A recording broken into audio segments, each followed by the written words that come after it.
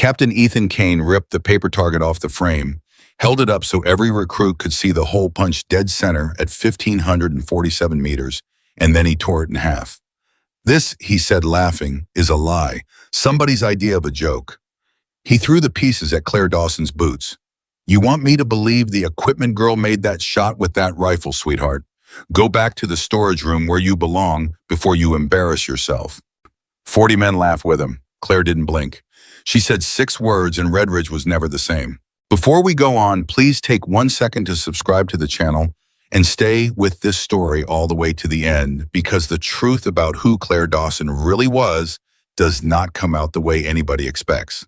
And leave a comment telling me what city you're watching from so I can see how far this story has traveled.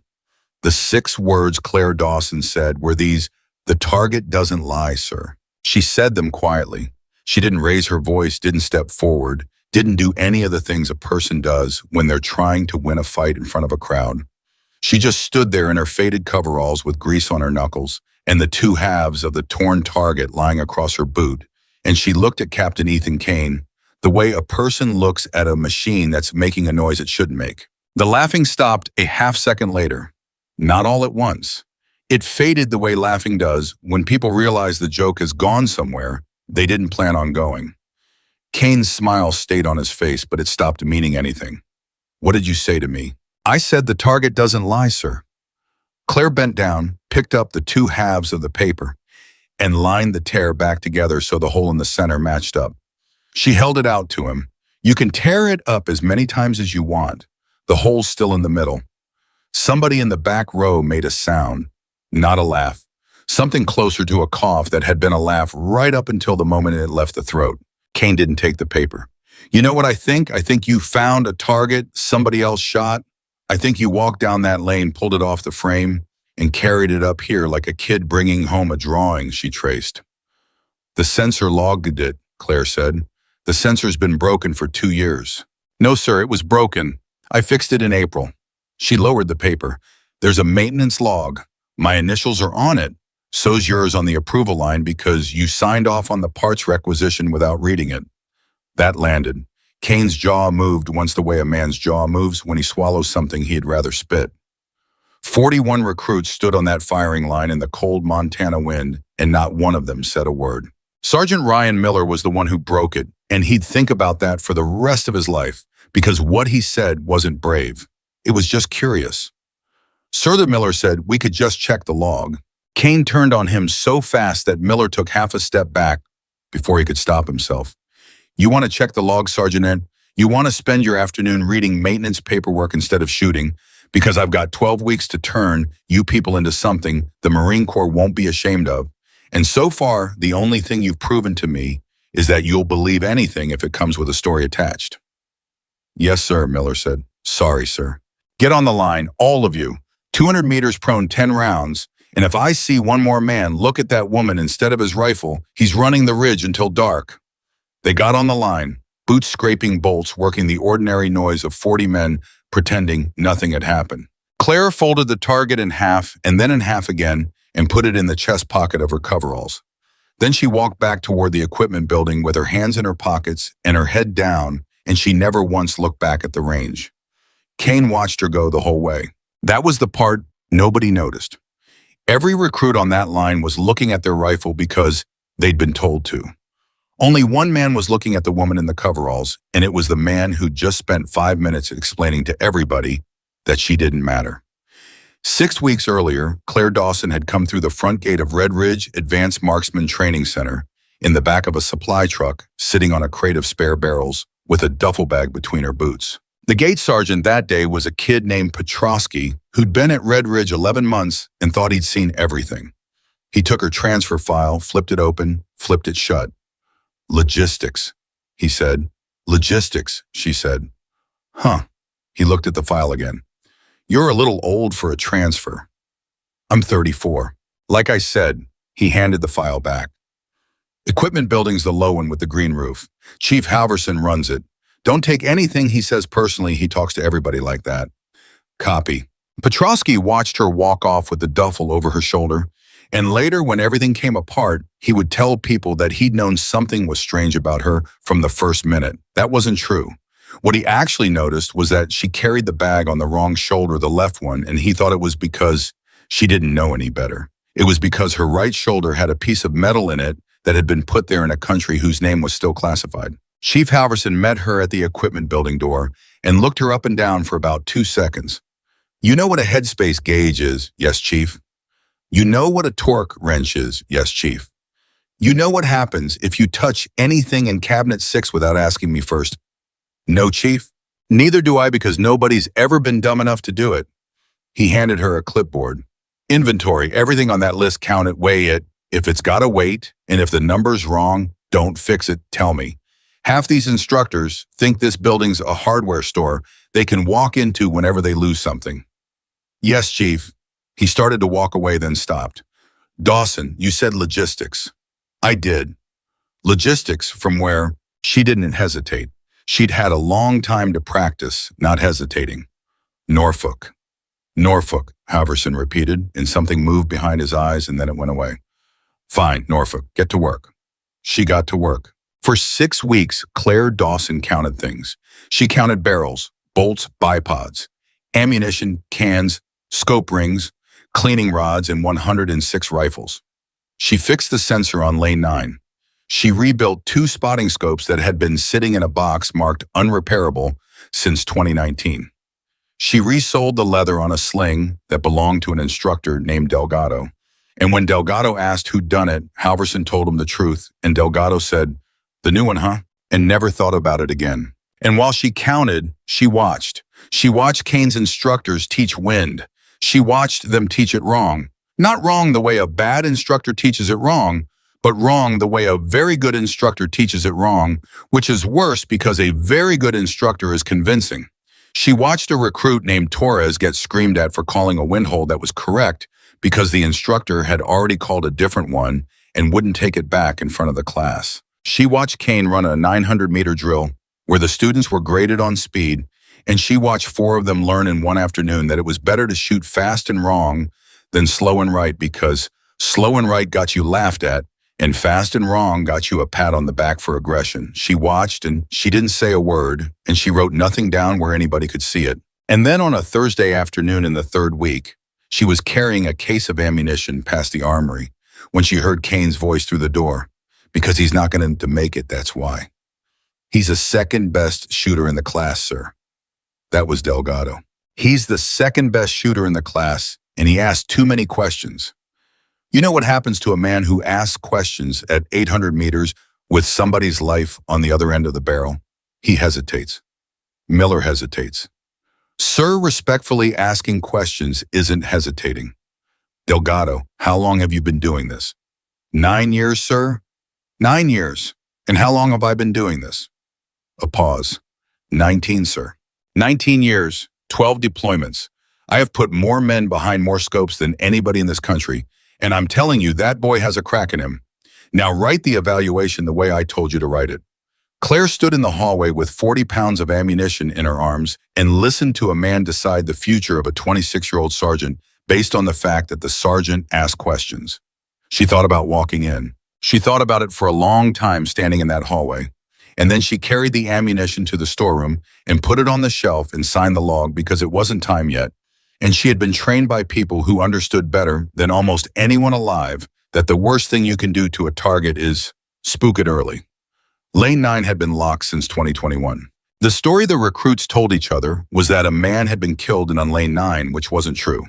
The story the instructors told each other was that Lane 9 had been closed because the target frame at the far end was on a slope that made the shot geometrically unfair, which was also not true. The truth was that Lane 9 had been closed because in 2021, a very good shooter had missed it 11 times in a row in front of a visiting general, and the very good shooter had been Captain Ethan Kane.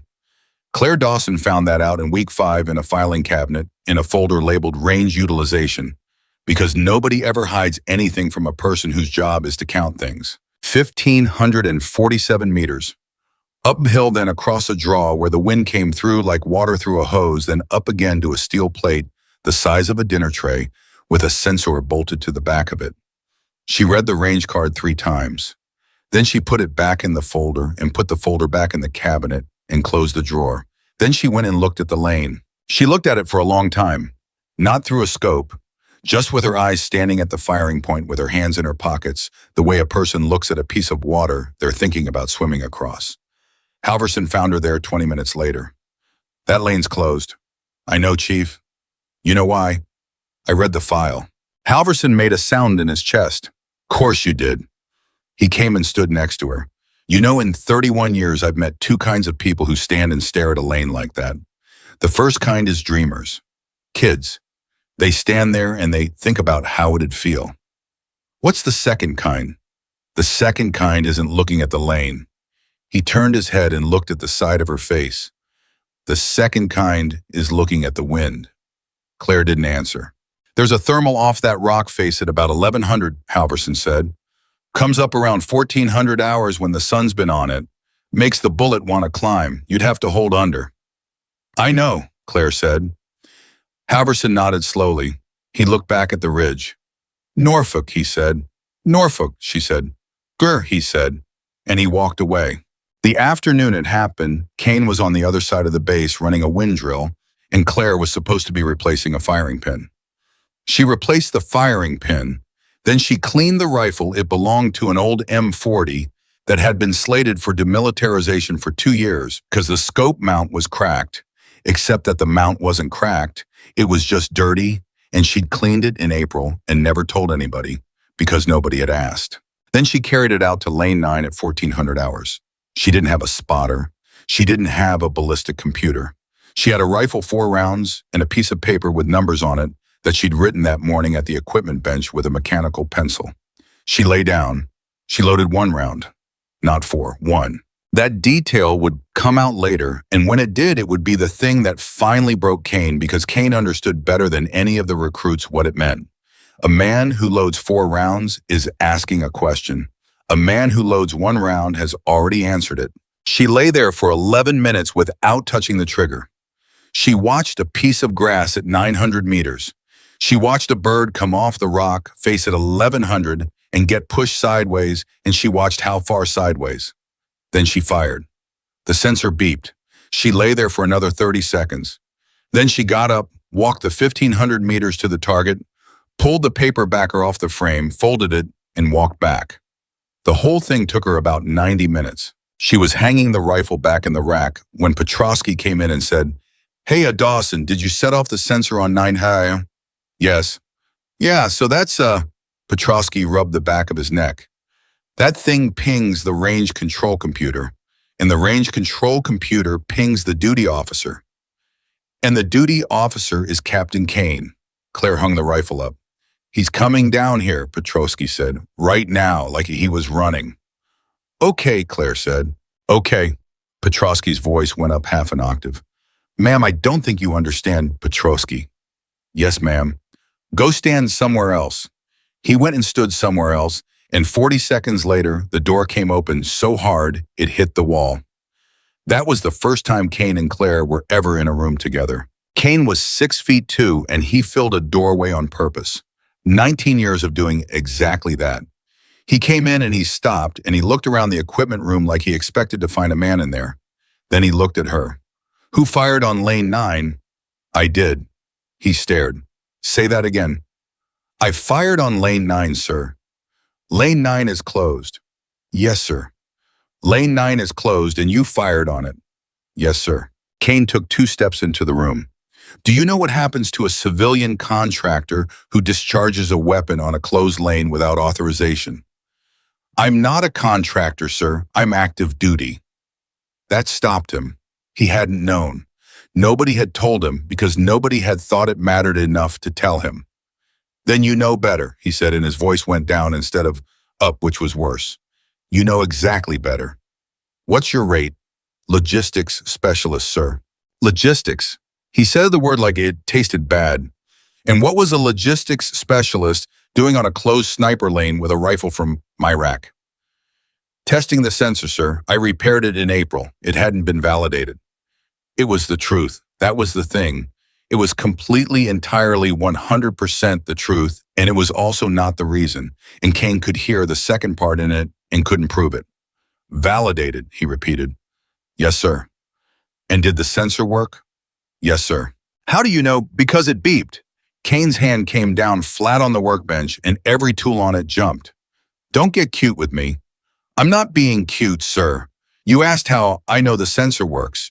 It works because when the plate was struck, it registered. When the plate was struck, Kane's mouth curled. By what? You threw a rock at it. And Claire reached into her chest pocket and took out the folded paperbacker and set it on the bench. Kane looked at it. He didn't move. What is that? That's the backer, sir, off the frame. He still didn't move. And here's the thing that only two people in the world ever understood about that moment, and one of them was Claire. And the other one eventually was Halverson Kane knew. For he unfolded it, he knew. He'd been reading targets for 19 years. He could see the shape of the fold, and he could see that it had been folded around something, and he could count in his head the number of hours between 1400 and now, and he could do the walkout math. And there was only one reason a person walks 3,000 meters round trip to bring back a piece of paper. He unfolded it anyway. The hole was in the middle, not near the middle, not a good hit. The middle. Kane looked at it for 4 full seconds. Then he laughed. Lucky, he said. Yes, sir, Claire said. He looked up sharply. What? I said, yes, sir, it's possible. That was the moment, right there. Because Kane had spent 19 years learning how to fight people who argued with him, and he had never once in his life learned how to fight somebody who agreed. You're telling me you got lucky. I'm telling you it's possible I got lucky, sir. One shot doesn't prove anything. It could be luck. Statistically, it's unlikely, but it's not impossible. Then what does prove something? And Claire Dawson looked at him and said, 2. The equipment room was very quiet. Somewhere outside a truck went by. Kane folded the target backer very carefully and put it in his own pocket and said, tomorrow, 0900, my lane, my rifle, my ammunition, my conditions, and the entire class watching. And when you miss, and you will miss, you're going to stand up in front of 40 men and tell them you got lucky, and then you're going to pack that duffel bag and get off my base. And if I hit, Kane smiled. He actually smiled. You won't, he said. He was almost at the door when she said, sir. He stopped. You didn't ask me how many rounds I loaded. Kane turned around. What? You didn't ask, Claire said. You asked what I hit it with and how I knew the sensor worked and whether I had authorization. You never asked how many rounds I took out to that lane. Kane stood in the doorway with his hand on the frame. How many, he said. 1, Claire said. And she turned around and went back to cleaning the rifle. That night, Sergeant Ryan Miller couldn't sleep. He lay in his bunk in a room with 11 other men and stared at the springs of the bunk above him and did math. He was good at math. That was the thing about Miller that his file said, and Kane's evaluation didn't. 26 years old, 4 years in a degree in mechanical engineering, he'd finished at night because his mother told him a rifle was a mom and an education was a life. He'd come to Red Ridge because he wanted to be the best shooter in the country. And he'd been here 6 weeks. And what he'd learned was that being the best shooter in the country apparently meant never saying, I don't know, 1,547 meters. He did the drop. He did it in his head, then he did it on his phone, then he got up and went to the day room and did it on paper. At that range with the ammunition Red Ridge had in the racks, the bullet fell about 41 feet. 41 feet. It went up and it came down, and it had to come down through a wind that changed direction twice on the way, and it had to arrive inside a circle the size of a coffee can lid. He did the wind. He did the thermal off the rock face because he'd noticed it in week 2 and mentioned it to Delgado. And Delgado had said, sure, kid. And when he was done, Miller sat in the day room at 11 at night and looked at his own handwriting and felt something cold go down the back of his neck. Because the number said it was possible. Barely. With a perfect read from a shooter who had done this so many times that reading when was not a calculation but a reflex in a 4-minute window. When the thermal stabilized with a cold bore and no spotter and no second chance. It was possible for about 9 people on Earth. You're up late. Miller nearly came out of the chair. Halverson was standing in the doorway in a bathrobe holding a cup of coffee at 11 o'clock at night. Like that was a normal thing for a chief warrant officer to do. Chief, sorry I was just... You were doing the drop on 1547. Halverson came in and sat down across from him without being invited. Everybody does. First time they hear the number, then they go to bed. You've heard it before. Kid, I've been here 31 years. Halverson drank his coffee. So what did you get? 41 feet, give or take. 41.3, Halverson said, with the lot we've got in the racks now. Miller stared at him. Ask me the question, Halverson said. What question? The one you've been sitting here for 2 hours not asking. It's all over your face, son. Go on. Miller swallowed. Who is she? And Halverson looked at him for a long, long moment over the top of that coffee cup, and then he said the thing that Miller would remember when he was 60 years old. He said, I don't know, and I've been in this Navy since before you were born, and there's maybe 4 people I've ever met that I can't put in a box, and she's the 5th. But I'll tell you what I do know. What? She's not scared of him. Halverson set the cup down. Every single person on this base is a little bit scared of Ethan Kane. You are. I am. Delgado is, and Delgado's been shot twice. That woman isn't. And in my experience, there's only 2 reasons a person isn't scared of a man like that. What are they? Either she's a fool, Halverson said, and he stood up and picked up his cup, or she's already met somebody worse. At 0900 the next morning, 41 recruits stood on the 200-meter line and did not shoot because Captain Ethan Kane had told them to stand there and watch. The rifle was Kane's own, a custom gun hand-built worth more than a car, the kind of rifle that instructors talk about the way other men talk about horses. He'd chosen it on purpose, not to be fair, because a rifle like that has a personality and it takes 100 rounds to learn it, and a shooter who has never touched it is a shooter who is going to miss. He set it on the mat at lane 9 and stepped back. Miss Dawson. She came out of the equipment building in the same coveralls, and she had nothing in her hands. No cheat sheet, Kane said. No, sir. No calculator, no phone, no little piece of paper with your numbers on it. No, sir. Why not? Claire looked at the ridge. Because the numbers changed, sir. It's colder than yesterday. Barometer's up. Numbers from yesterday would kill me. Somebody on the 200-meter line said very quietly, oh my God. Delgado, Kane said. Density altitude. Delgado checked the meter. 5100, sir. Miss Dawson, what's the hold'em? And this was the trap. This was the real trap. And everybody on that line understood it at the same time, because a shooter who has to do arithmetic out loud in front of 40 men with a stopwatch running and a captain standing over her is a shooter who is going to make a mistake. And the mistake is the point. Claire lay down on the mat. Miss Dawson, I asked you a question. What is the hold? She put her cheek on the rifle. She worked the bolt once, slowly feeling it. Then again, Miss Dawson, sir, Claire said, with respect, I can't tell you the hold. Kane's face changed. It went bright. He'd won, and he knew it, and every man on that line heard him win. You can't tell me the hold, he said loud, so it carried. You made the shot yesterday. You walked out there and got the paper and brought it back and put it on my bench, and now standing here in front of my class, you cannot tell me the hold. No, sir. And why is that? Claire adjusted the bipod 1 click. Because the hold isn't a number, sir. It's a decision, and I haven't made it yet. That is the most wind switching, Claire said. Kane stopped. There was no wind. Everybody on that line could feel it. Flags were dead. The grass at 200 was standing straight up. Delgado's meter said 1 mile an hour, which is the same thing as nothing. There's no wind, Kane said. Not here, Claire said, at 1200. You can see the wind at 1200 meters, Kane said, without a spotting scope, with your naked eye. No, sir, Claire said. I can see the birds. And every head on that firing line turned and looked at the rock face at 1100 meters, where 3 ravens had just come off the top and turned all 3 at the same time and slid sideways about 20 feet before they got their wings under them. Nobody said anything. Nobody had anything to say. 15 seconds, Claire said. Thermal cycling. It'll be flat for about 4 minutes and then it comes back. Kane opened his mouth. Claire fired. The sound rolled off the ridge and came back, and for 1 3/4 seconds, there was nothing at all, no sound, no movement. 41 men holding their breath, and then from 1,547 meters away, thin and small and absolutely unmistakable, the beep. Nobody cheered. That was the strange part.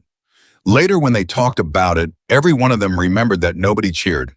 Claire worked the bolt, and the empty case landed in the grass, and she got up off the mat and picked up the case and put it in her pocket, because that's what you do. Kane hadn't moved. Sir, Delgado said. His voice wasn't right. Sensors confirming. Center mass minus 1 inch elevation minus a half left. That's not center, Kane said. Delgado hesitated. Sir, at that range, a 1 inch error is 1/16th of a... I said that's not center. And Claire Dawson said, he's right. Everybody looked at her. He's right, she said again. It's not center. I held a half minute of wind, and I should have held a quarter. The thermal was flatter than I read it. She looked at Kane. You want to see it again, sir? Kane stared at her. Because I can do it again, Claire said. I can do it right now. And this time it'll be center, and then you're going to have to think of a different word than lucky, and I don't think you have one. The wind came up. Real wind down on the line the first of the day, and it moved the flags, and it moved everybody's clothes, and nobody moved anything else. Get off my range, Kane said. Sir, get off my range. He wasn't yelling. That was the thing. He wasn't yelling at all, and that scared them more than the yelling ever had. Get off my range, get out of my building, and don't touch another rifle on this base. Claire stood up. Yes, sir, she said, and she walked back across that grass with 41 men watching her, and this time when she got to the door of the equipment building, Sergeant Ryan Miller said out loud in front of everybody, that was center, sir. The whole line went rigid. Kane turned around very slowly. What did you say, Sergeant? I said that was center, sir. Miller's face was white, but his voice held. 1 inch at 1,500 meters is 0.06 mils. Our equipment can't measure that. The sensor can't measure that. We're calling it a 1 inch error because the software rounds, sir, but the actual dispersion of that ammunition at that distance is 9 inches. 9, sir. She shot inside the ammunition. Sergeant Miller, that's not a good shot, sir. Miller was shaking now. Everybody could see it. He did it anyway. That's not a great shot. Sir, that shot is not possible for anyone at this school, including... He stopped. He'd almost said it. Every single man on that line heard the words he didn't say, and they hung in the cold air over Red Ridge like smoke. Kane crossed the distance between them in 4 steps. Finish it, he said quietly. Sir, you were going to say something. Finish it. Miller stood at attention and looked straight ahead at a spot over Kane's shoulder, and his jaw worked, and for 3 seconds the entire future of his career sat balanced on a knife. And then he said, nothing, sir. Kane looked at him for a long moment. That's what I thought, he said. He walked away. And Ryan Miller stood there in the wind with 40 men around him, and he had never in his life felt so small, and he understood, standing there, that he had just learned something about himself that he did not want to know. That night, Claire Dawson was sitting on the steps of the equipment building at 10 o'clock, and Miller came and stood at the bottom of them with his hands in his jacket pockets. Ma'am, you don't have to call me ma'am. Yeah, I do, Miller said. I don't know why yet, but I do. Claire almost smiled. He stood there. I'm sorry, he said. For what? For stopping. He looked at his boots. I had it. I had the whole thing right there, and I was going to say it, and then I thought about my career, and I stopped. I've been thinking about it for 11 hours, and I can't get around it. I stopped because I was scared. Claire didn't say anything for a while. Sit down, Sergeant. He sat down on the step below her. You want me to tell you it's okay, she said. No, ma'am. Good, because it's not. She looked out at the dark ridge. But I'll tell you something else. And every man on that line today thought the same thing you thought. 41 of you, and 40 of you didn't open your mouth at all. That doesn't make it right. No, Claire said. It makes it human. Those are different words, and you're going to spend the next 30 years learning the difference. Miller was quiet. Then he said, Can I ask you something? You can ask. Yesterday on lane 9, before Kane got there, he turned and looked at her. You knew he was going to come. You knew that sensor pinged range control. You knew the duty officer was Kane. You've been counting things in that building for 6 weeks, ma'am. You know every wire on this base. Claire looked down at him. You didn't get caught, Miller said. You wanted him to come. And for the first time in 6 weeks, Claire Dawson's face did something. It was small. It was very small. But it happened. Go to bed, Sergeant, she said. Ma'am, go to bed. He got up. He got about 10 feet, and then he stopped and turned around. Ma'am, one more thing. And then I'll go, I swear. Sergeant, Halverson said there's 4 people he ever met he couldn't put in a box. Miller's voice was steady now. He said you're the 5th, and I keep thinking about that man because a guy like Halverson, 31 years, he's met admirals. He's met Medal of Honor guys. So who are the other 4? Claire sat on those steps in the dark. Ma'am, 2 of them are dead, she said. Miller stopped breathing. One of them retired to Idaho and doesn't answer his phone, Claire said. And one of them is standing on the roof of the range control building right now watching us have this conversation through a spotting scope because he's been trying to figure out who I am for 6 weeks and he can't. Miller turned around very slowly. The range control building was 200 yards away, a black square against a black sky. And on top of it, just visible against the stars, a man was standing perfectly still. That's 4, Claire said, and stowed it up and went inside and shut the door. Ryan Miller did not go to bed. He walked 200 yards across wet grass in the dark and stood at the bottom of the range control building's fire ladder and looked up, and there was nobody on the roof. He climbed it anyway, 22 rungs. And when he got to the top, there was nothing up there but gravel and an air handler, and sitting on the low wall at the far edge, still warm, a paper coffee cup. Miller picked it up.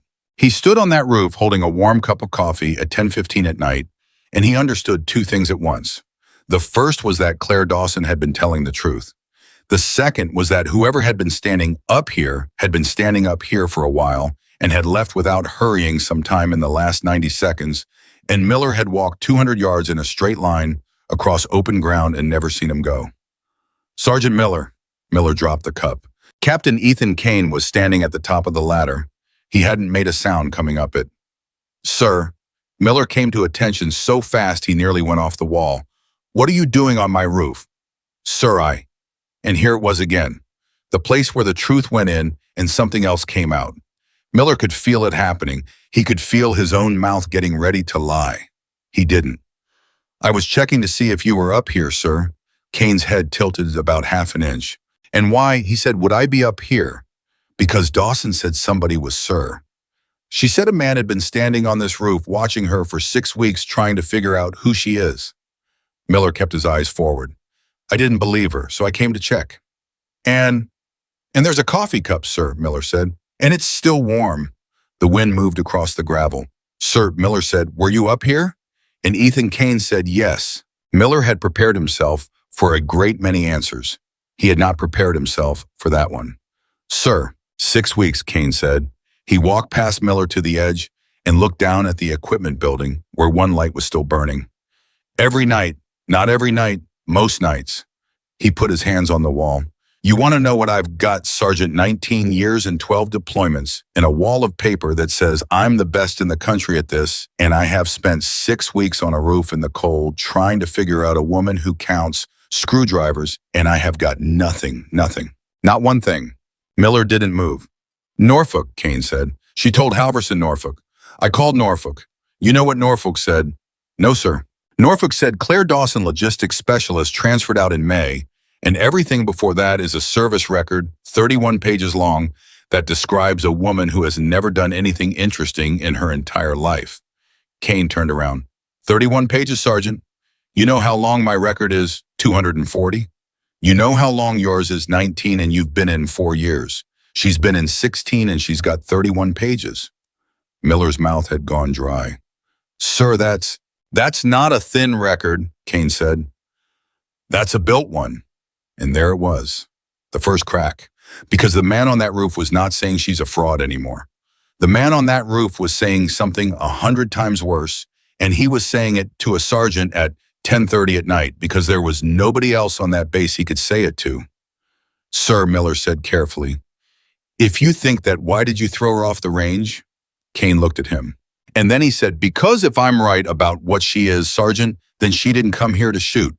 He went down the ladder and left Miller standing on the roof in the dark, and Miller stood there for a long time, and then he went and picked up the coffee cup and threw it in the trash because he'd been raised right.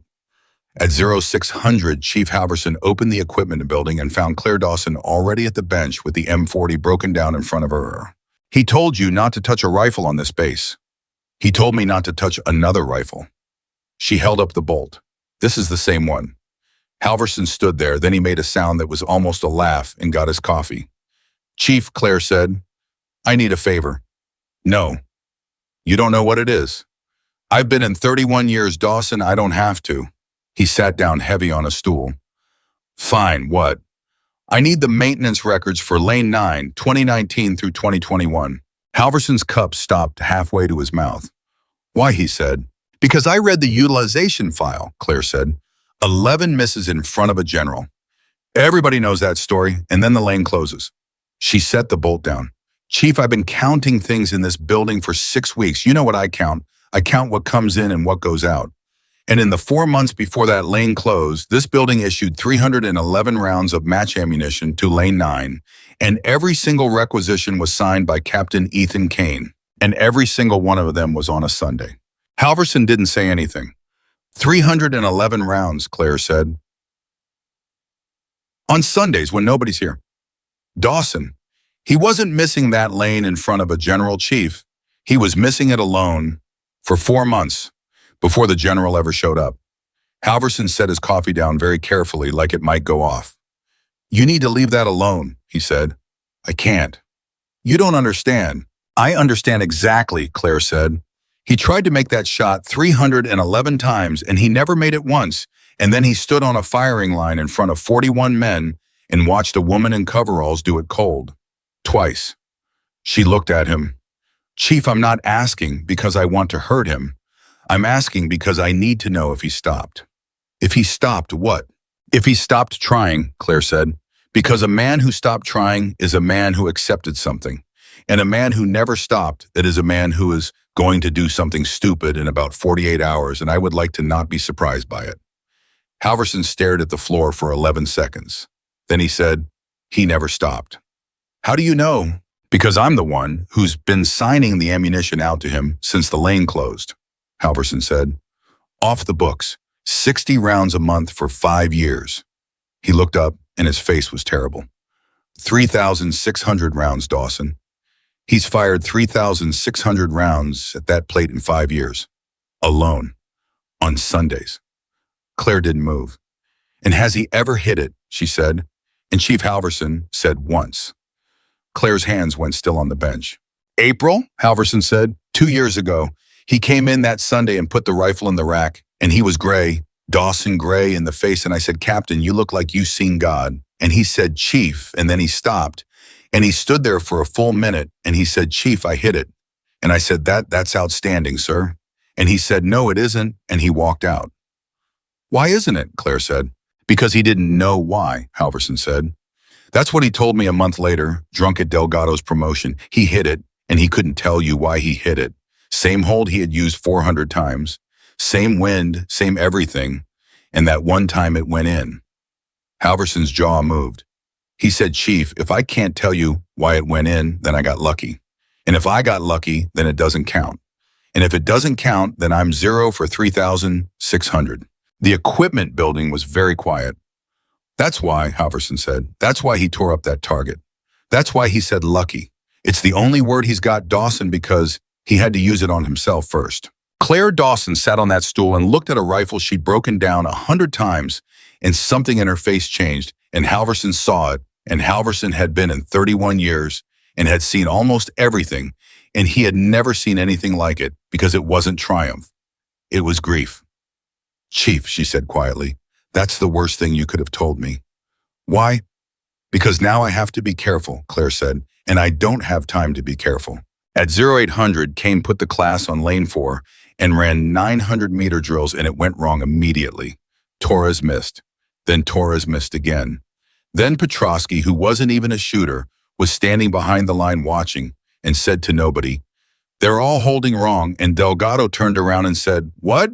And Petrosky said nothing, Sergeant, and looked at his boots. But it was true, and everybody knew it was true, because 41 men had watched a woman lie down on a mat and call a wind switch at 1,200 meters off 3 Ravens, and now this morning not one of them believed a single thing they'd been taught about wind. Kane felt it. He'd been teaching 19 years. He could feel a class come apart under him the way a pilot feels a wing. Cease fire. They ceased fire. Torres, what's your hold? 0.4 left, sir. Why?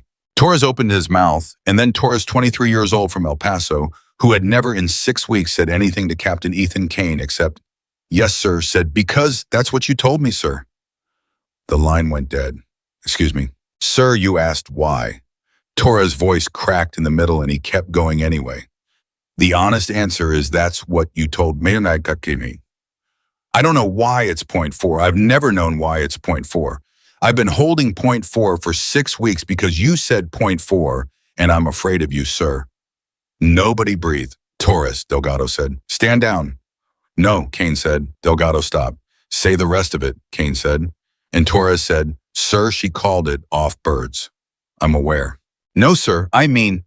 Torres' hands were shaking on the rifle. "Sir, I've been here 6 weeks, and I've been graded 11 times, and nobody has ever once taught me to look at a bird." She read the air. "We read a meter, and the meter is standing right here, and the air is out there, sir, and I didn't know that was a different thing until yesterday." Kane looked at 41 faces, and every single one of them was looking back at him, and every single one of them was waiting for him to destroy Torres. Because that's what he did. That's what he'd always done. That's how you kept a range. "That's correct," Kane said. The line did not understand. "Sir," Delgado said. "I said that's correct." Kane's voice was flat. "The meter reads the air where you're standing. The bullet doesn't fly where you're standing." He looked at Torres. Point 4 is the hold for the average wind on lane 4 in the average month. It's a starting number. It's not an answer. I've been giving you a starting number and grading you. Like it was an answer, and you've been taking it because I've got a loud voice. He turned and walked to the end of the line and back. "That's a training failure. It's mine." Nobody moved. Delgado said very quietly, "Sir, are you okay?" And Kane said no. He said it out loud, in front of 41 men, and then he said, "Get on the line, watch the grass at 400, and don't shoot until you can tell me what it's doing. If that takes all morning, it takes all morning." He walked off the range. Delgado caught him at the ammunition shed. Sir, wait." Delgado got in front of him, which was a thing Delgado had never done in 9 years. "What was that, too?" "That was a correction. That was you gutting yourself in front of the class." "Yes." Sir Delgado ran a hand over his face. "Ethan, what is going on?" Kane stopped. Nobody had called him Ethan on this base in 6 years. "I checked her again last night," he said. "Who, Dawson?" "You've checked her 40 times. I ran her through a system I'm not supposed to have access to," Kane said. Delgado's hand came down off his face. Sir, tell me you're joking." "Her record's 31 pages, Kane said. "It's clean. It's so clean, it's beautiful. Norfolk to San Diego to Norfolk, 16 years. Every evaluation says meets standards. Every single one. 16 years of meets standards, Ray. You know how hard that is. You know how hard it is to be that boring for 16 years. So she's boring." "Nobody's boring," Kane said. "Not for 16 years. Not by accident." Delgado stared at him. "So I ran the pages," Kane said. "Not the words. The pages, the metadata. Every service record's got a creation stamp on every page, and hers has 31 pages, and Ray, they were all created on the same day." Delgado's face went white. "All 31, Kane said. "March 14th, 4 years ago, one afternoon. 16 years of a woman's career typed up in one afternoon by somebody who did a very, very good job." "Sir," Delgado's voice was barely there. "Sir, do you understand what you just told me? Do you understand what that means?" "It means somebody built her," Kane said. "It means you just went into a system you don't have clearance for and pulled on a thread that somebody with a lot more stars than you spent an afternoon tying off," Delgado said. "Sir, Ethan, listen to me. Whatever that woman is, somebody buried her on purpose, and people don't get buried on purpose for shoplifting. You need to stop. Right now. Today." "I know." "Then stop." "I can't," Kane said. "Why not?" And Kane said, "Because if I'm right, then I've spent 5 years failing a shot that she took cold with a rifle I'd have thrown away. And Ray, I need to know if there's a reason for that, or if the whole thing and all of it, 19 years is just..." He stopped. Delgado waited. "Just what?" Delgado said. "Just loud," Kane said. At 1300 hours, a black Suburban came through the front gate, and Petrosky checked the ID, and then Petrosky checked it again, and then Petrosky's hand shook when he handed it back. The man in the passenger seat was in civilian clothes. Gray hair, 60-something, sunglasses. "Where's your equipment building, son?" "Green roof, sir. Sir, do you want me to call the—" "No," the man said, and the window went up. The Suburban went 200 yards and stopped, and the man got out, and he walked into the equipment building without knocking. Claire Dawson was at the bench.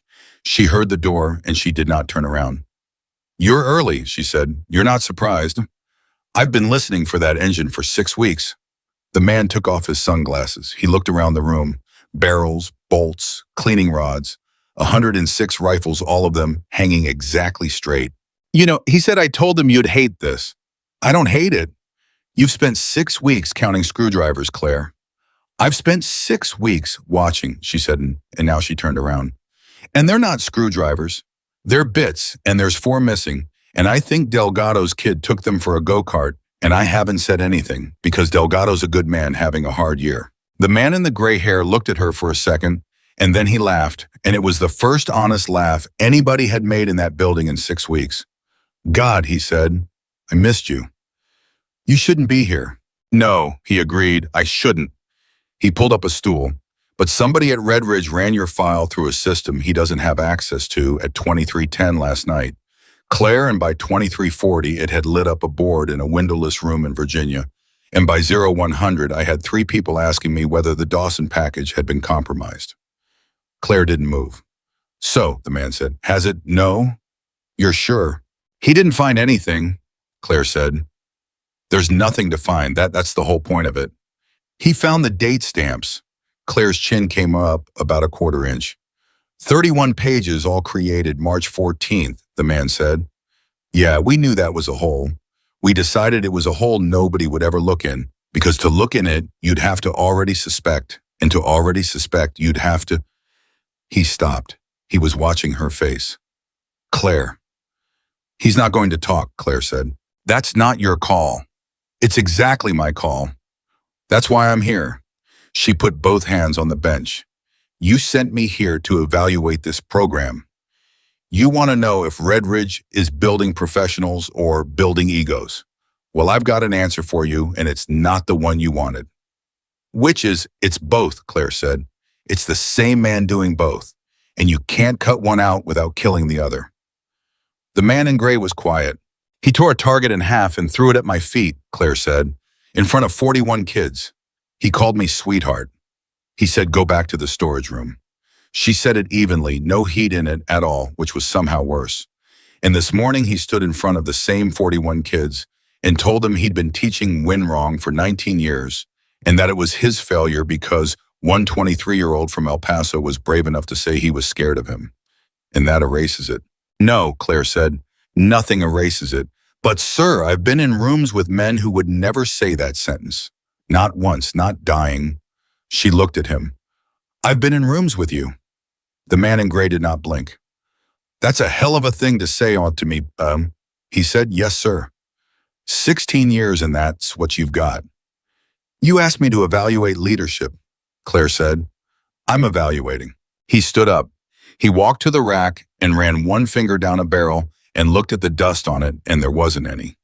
"Here's the situation," he said.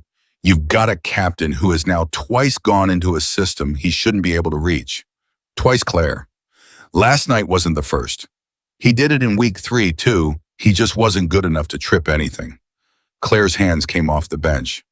"You didn't know that," the man said. "No, sir. That's the first time in 14 years I've told you something you didn't know." He turned around. "Here's what happens now. Tomorrow morning at 0800, that man is going to be relieved. Not for what he did to you, for the system access. It's a criminal referral, Claire. It's 5 years." "Sir, it's already moving. It moved at 0100. It's not mine to stop." "Then whose is it?" And the man in gray put his sunglasses back on. "It's yours," he said. "One phone call from you tonight and it stops. You say the Dawson package is intact and Kane's a dead end and everybody goes home. Or you say nothing and at 0800 tomorrow, a man who has put more shooters behind more scopes than anybody in this country gets walked off his own range in front of 41 kids and never touches a rifle again." He went to the door. He tore your target up. Claire, he said, he threw it at your boots. He called you sweetheart. Yes, sir. Nobody would blame you, he said, and went out. The Suburban left at 1340. Claire Dawson sat alone in the equipment building for 1 hour and 10 minutes and did not move.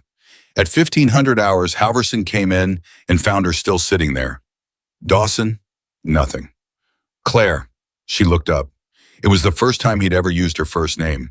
Chief, she said, I need you to tell me something, and I need you to tell me the truth. Okay. The one time he hit it, April 2 years ago. She turned on the stool. You said he came in gray. You said he called and tell you why. That's right. Chief, Claire said, what was the date? Halverson frowned. What? The date. The exact date. You signed the ammunition out. It's in your book. What was the date? Dawson, what does the, Chief? Her voice did something it had never done. Please. Halverson went and got the book. He turned pages with a thumb that had been turning pages for 31 years. April, he said. April, here. 60 rounds, Sunday, April 6th. Claire Dawson closed her eyes. That means something. Yeah, she said. What? And Claire said, April 6th is the day my team died. Halverson's book slipped and he caught it. Chief, Claire said, and now she stood up. I need you to understand something, and then I need you to never say it again as long as you live. There were 6 of us, 6. And on April 6, 2 years ago at 11:40 in the morning, our time 4 of them stopped answering, and I was the one holding the radio. Claire. And I've spent 2 years being told it wasn't my red, she said. 2 years of very smart people in very clean rooms telling me the wind was unreadable, that nobody could have called it, that it was luck, Chief, that's the word they used, bad luck, and I have never believed them, not for 1 second, not one, because I have never in my life made a shot I couldn't explain, and I have never in my life missed one either. And if it was luck, then it wasn't my fault, and if it wasn't my fault, then... She stopped. Halverson stood there holding a ledger with both hands. Then what? He said. Then it doesn't count, Claire said. And the two of them stood there in the equipment building and looked at each other, and 31 years of the United States Navy went through Chief Halverson's head in about a second and a half, and he said very quietly, oh my God, that's the same sentence. Yeah, Claire said, that's his sentence. That's the exact, yeah. You're the same, Halverson said. You and him, you're the exact same broken thing you just... He got loud, Claire said, and I got quiet. She picked up her coveralls off the hook. Where are you going? Halverson said. To find him. Claire, wait. Halverson got in front of the door. Whatever happened on that Suburban, whatever that man told you, you have got that look. I've seen that look twice in 31 years, and both times somebody's career ended. Chief, move. Tell me what you're going to do. And Claire Dawson looked at him and said, I'm going to go tell a man who threw a target at my boots that I'm about to save his life, and he's going to hate me for it more than he's ever hated anybody, and Chief, he's going to be right too. She went out the door, and Halverson stood in the empty building holding the ammunition ledger, and after a moment he opened it again and looked at April 6th and looked at the 60 rounds signed out to E. Kane, and then slowly he turned one more page, and his face changed.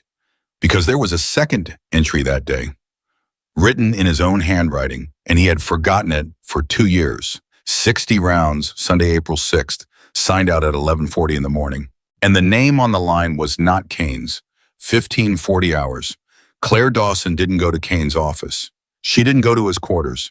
She walked straight out past the 200-meter line, past the ammunition shed, past 41 recruits still lying in the grass watching the wind, because a man had told them to and hadn't come back, and she went to lane 9. He was already there. Not shooting, sitting, boots in the dirt at the firing point, elbows on his knees, looking at a ridge 1,547 meters away, and he'd been there long enough that his coffee had a skin on it. You're not supposed to be on my range, Kane said without turning around. I'm not on your range, sir. I'm on a closed lane. That's cute. Yes, sir. He laughed once with nothing in it. Sit down or go away, Dawson, but don't stand behind me. She sat down, 3 feet to his left, boots in the same dirt. They sat there for about 40 seconds. 3,600 rounds, Claire said. Kane's head turned. Halverson, he said, don't be angry at him. I'm not angry at him. Kane went back to the ridge. I've been waiting 5 years for somebody to say that number out loud. I thought it'd feel worse. How's it feel? Like getting a tooth out. He picked up a cold coffee, looked at it, put it back down. You want to know why? No, sir. I know why.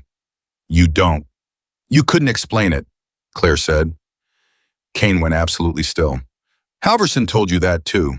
He told me you came in gray. He told me you said, Chief, I hit it, and then you said, no, it isn't outstanding, and you walked out. She kept her eyes on the ridge. And he told me you said a month later drunk that if you couldn't explain it, you got lucky. And if you got lucky, it doesn't count. And if it doesn't count, you're 0 for 3,600. That's about right. Sir, Claire's voice didn't change. Who told you that? And that was the first time in 6 weeks that Captain Ethan Kane looked at Claire Dawson and did not know what was happening. What? You've been saying that sentence for 5 years, Claire said. If I can't explain it, it doesn't count. It's a hell of a sentence. It's a beautiful sentence. It's the kind of thing a man carves into himself at 19 and dies with. She turned her head. But you didn't make it up, sir. Somebody gave it to you. And I need to know who, and I need to know when, and I need you to think very hard before you answer, because I think it was the same afternoon. Kane opened his mouth. And then he didn't say anything at all. And Claire watched a thing happen behind a man's eyes that she had only ever seen twice, and both times it had been in a room with a door that locked. April 6th, he said. Yes, sir. How do you say it, Claire said. There was a man here, Kane said slowly. Civilian clothes, gray, 60-something. He came in a black truck at about 9 in the morning, and he had a folder and a set of atmospherics. Claire's hands closed on her knees. He said it was a validation study, Kane said. Said they were writing new doctrine on extreme range engagement, and they needed the best shooter in the country to fire a reconstruction. 60 rounds, exact conditions off the folder, density, altitude, temperature, barometer, wind at 4 stations, all of it written out.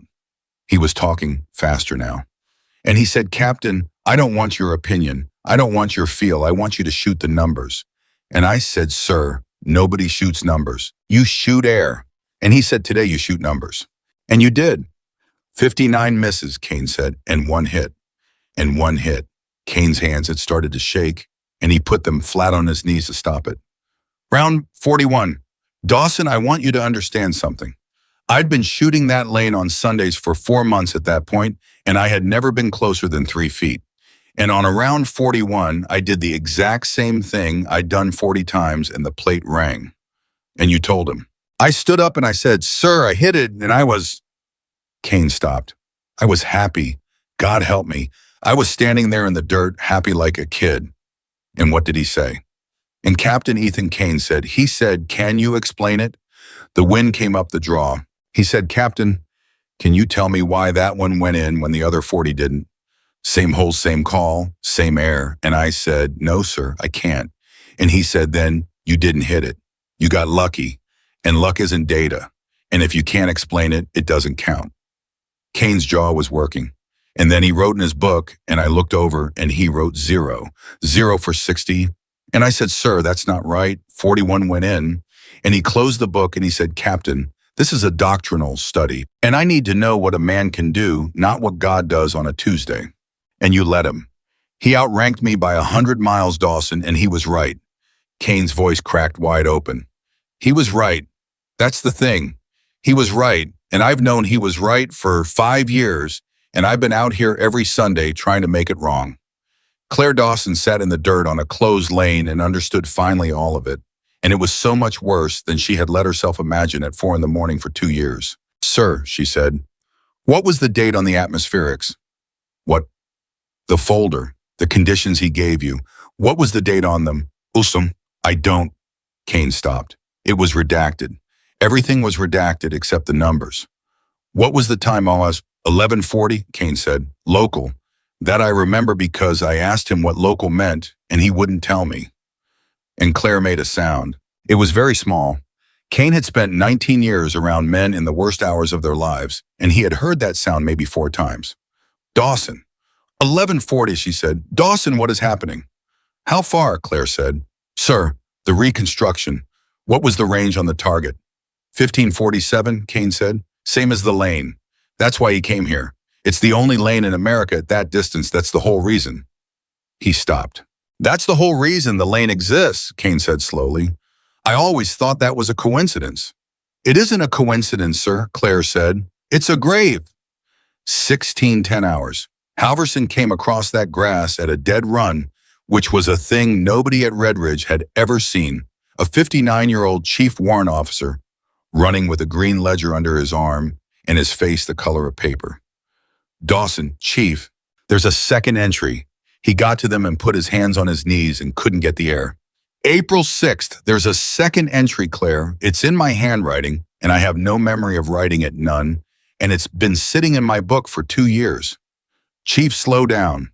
60 rounds, Halverson said. Signed out at 11:40 in the morning. Kane was on his feet. Chief, that's mine. That's my 60. No, it isn't. Halverson opened the ledger with both thumbs and turned it around. Yours is here. 0850, 60 rounds, E. Kane, my signature. His finger moved down 4 lines. This is the second one, same day, 11:40. Kane looked at the page, and Claire Dawson looked at the page, and the name on the line was R. Vance. Nobody said anything for 4 seconds. Who's Vance? Kane said. He's the man in the gray hair, Claire said.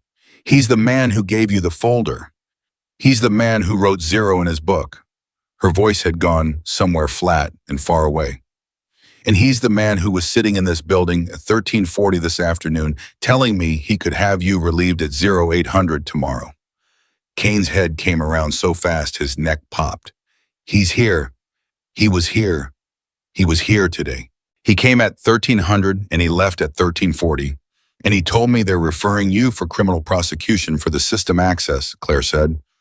5 years. And he told me 1 phone call from me stops it. Kane took 2 steps back like she'd hit him. Sir.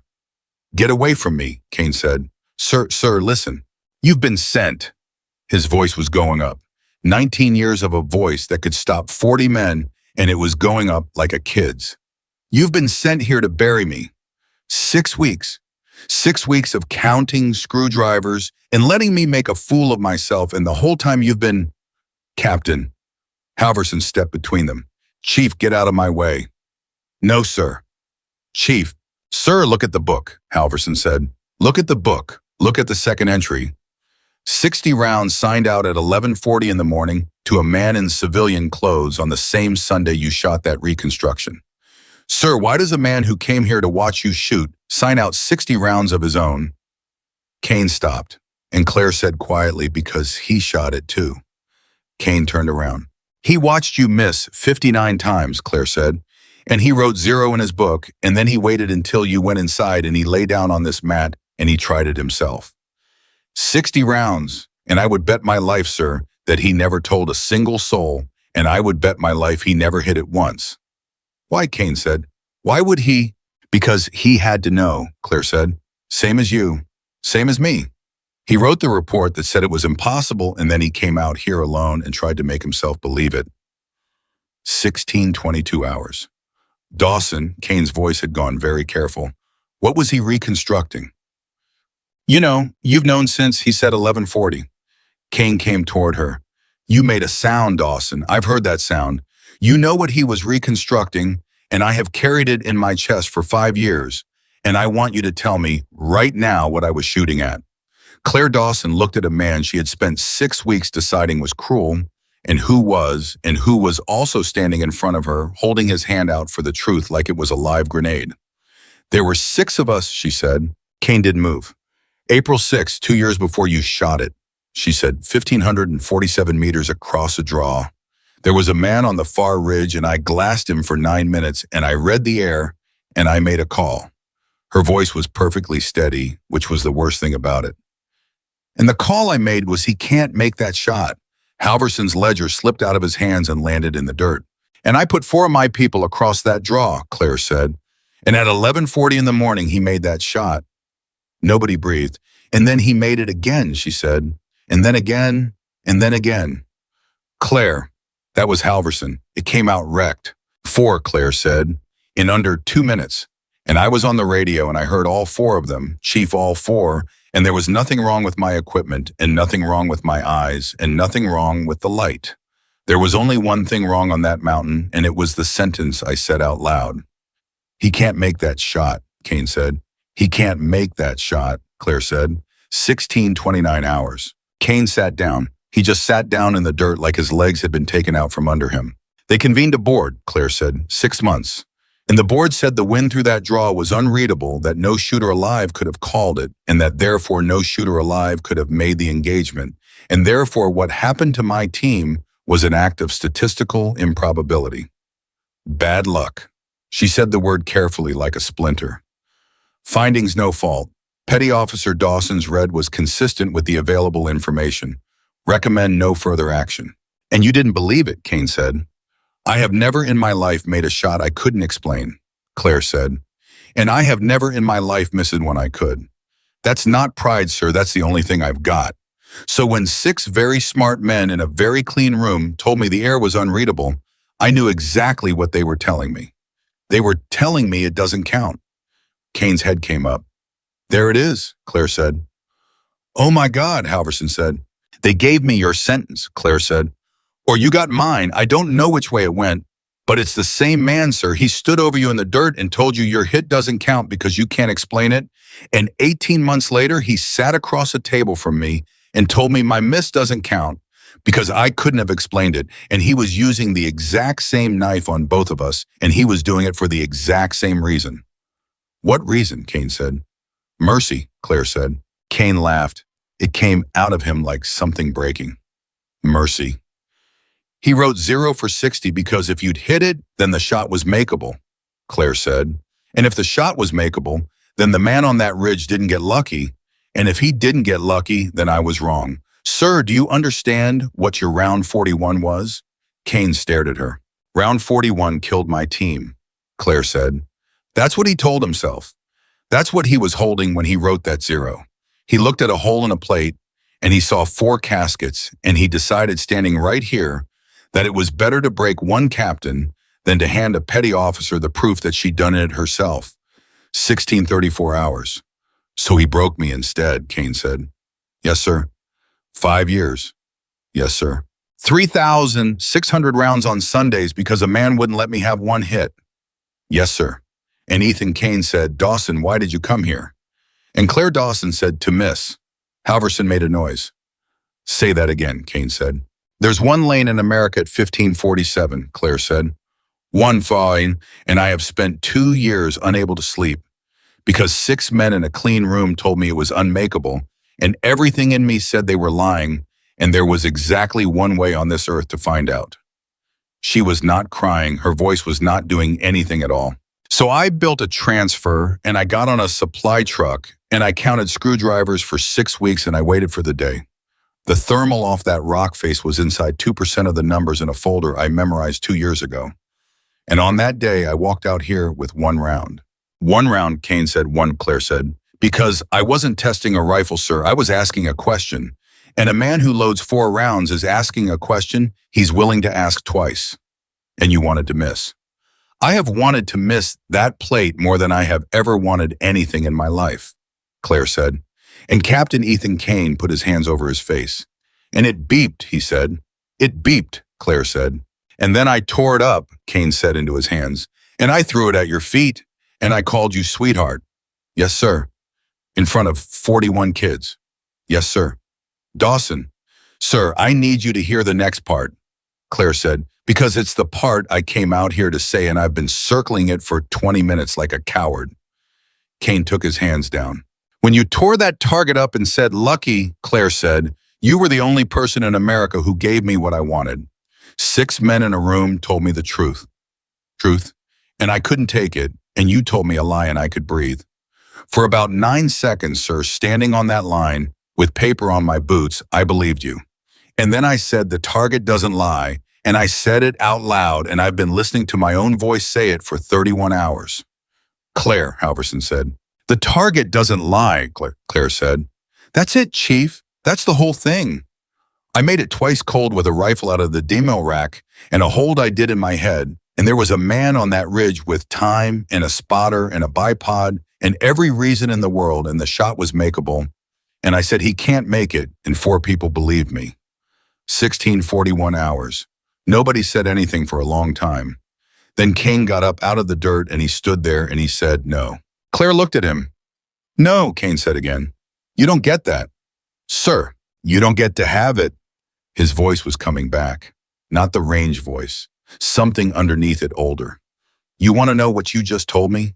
You told me you read a draw at 1,500 meters cold in 9 minutes off a ridge you'd never seen under fire discipline with 4 lives on it.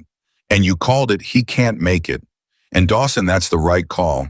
I've been shooting for 19 years, and I'd have made the same one, and so would every man whose name is on a wall in this country. He made it. He made it 4 times, Kane said. Yes, for Dawson. And Claire Dawson stopped. 4 times in under 2 minutes, Kane said. Same draw, same air, same thermal. Claire, listen to me. Listen to me. I fired 60 rounds at those exact numbers, and I hit it once, and it was luck. No, it was luck. I've known it for 5 years, and that's the one thing I got right. Nobody makes that shot 4 times in a row on that air. Nobody. Not you, not me, not the ghost of Carlos Hathcock. Halverson's head came up very slowly. Sir, he said. Unless, Kane said. Claire's face had gone the color of ash. Unless he wasn't reading the air, Kane said. Unless he already knew it. 1644 hours. Dawson. Kane's voice had dropped to almost nothing. How long had that draw been glassed? Sir, Dome. How long? 11 days, Claire said. There was a hide. We'd been running it 11 days. By who? Claire didn't answer. Dawson, by who? By us, Claire said. By my team. We built the hide. We ranged it. We logged the air 4 times a day for 11 days. And where were those logs? Kane said. Claire Dawson stood on a closed lane in Montana and did not move and did not breathe. Claire, Halverson said. Where were the logs? Uplinked, Claire whispered. Every 12 hours. To command. The wind came up the draw and went through the 3 of them, and nobody felt it. That man didn't read the air, Kane said. He didn't have to. He had 11 days of your team's own numbers, and he lay in your own hide on your own range card, and he shot your people with your homework. Sir, that's the only way, Kane said. Dawson, that's the only way it happens 4 times. And a board of 6 men looked at that and said, unreadable wind. Unreadable. Claire, they didn't rule it luck to protect you. He looked at her. They ruled it luck because the other finding was that somebody handed him your logs.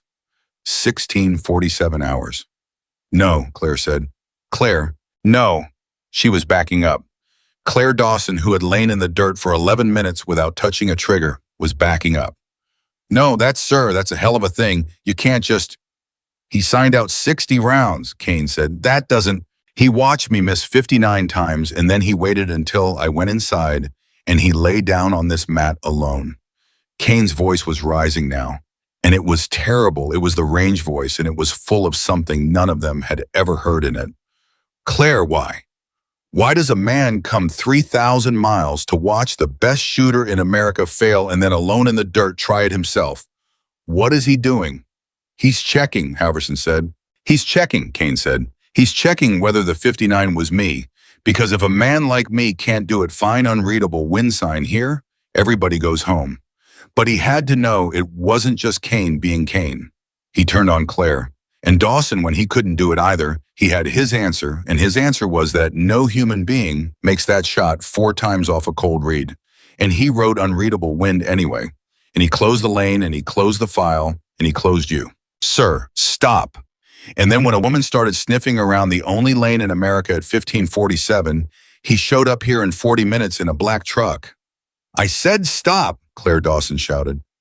41 recruits at the 200-meter line 700 yards away heard it, and every one of them sat up.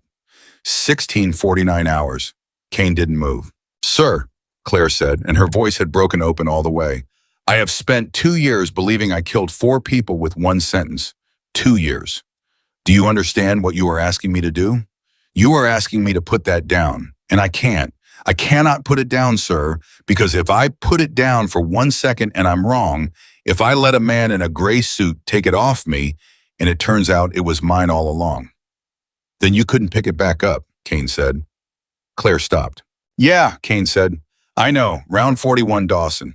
I've been out here every Sunday for 5 years making sure I couldn't put it down either. He wiped his mouth with the back of his hand. Chief, what time is it? 1650, sir. And what time am I relieved? 0800, Claire said. 15 hours, Kane said. Sir Henyich, one phone call from me stops it. Tonight, I say the package is intact and you're a dead end and it goes away. And Ethan Kane said, don't you dare. Sir, you make that call and he knows we know. Kane's eyes had gone somewhere none of them could follow. Right now, tonight, he thinks he's got me by the throat and he thinks you're sitting in that building deciding whether to be merciful. He thinks he's winning. Claire, that's the only thing we own.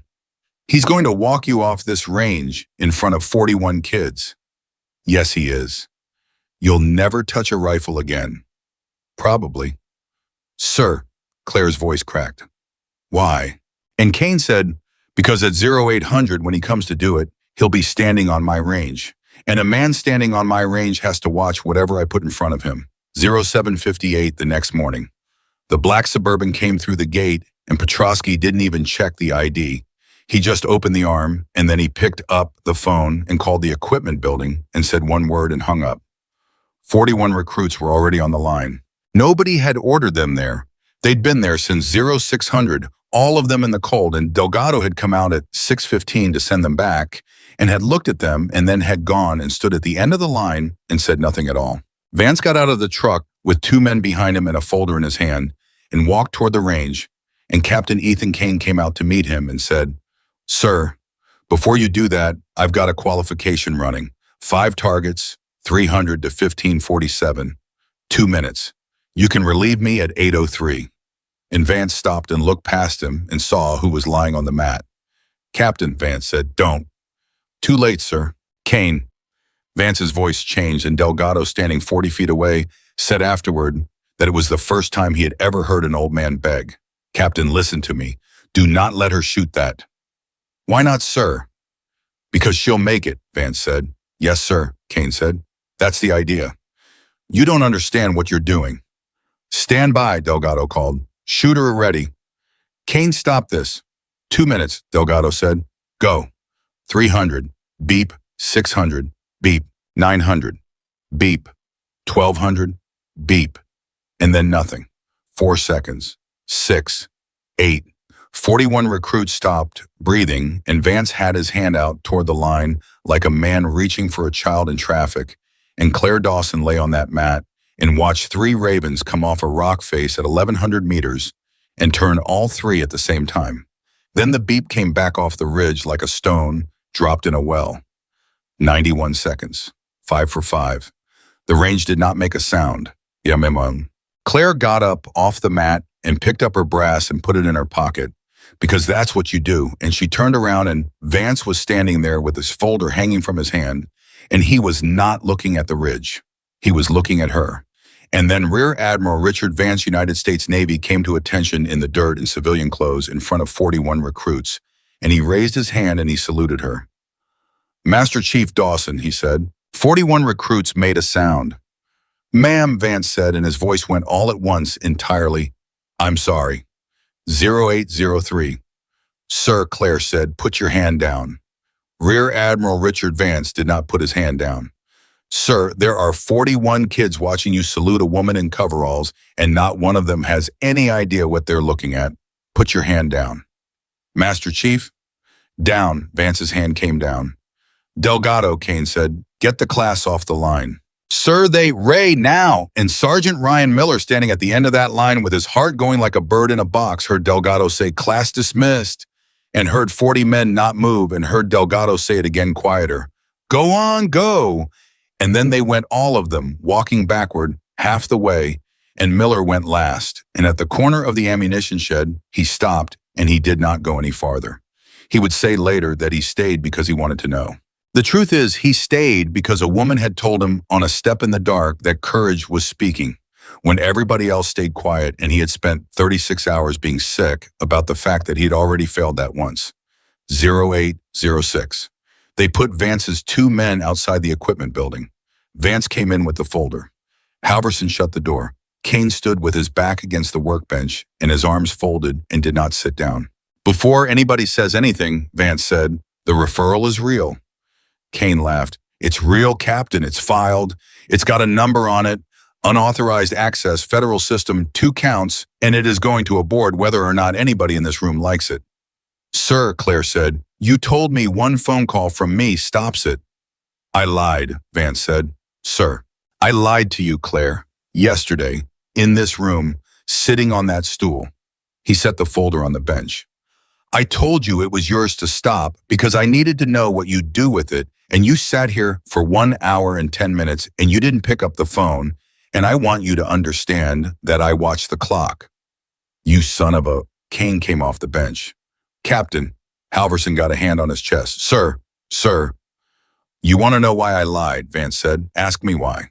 Why, Claire said. Because I filed it, Vance said. The room went dead. I filed the referral, Vance said.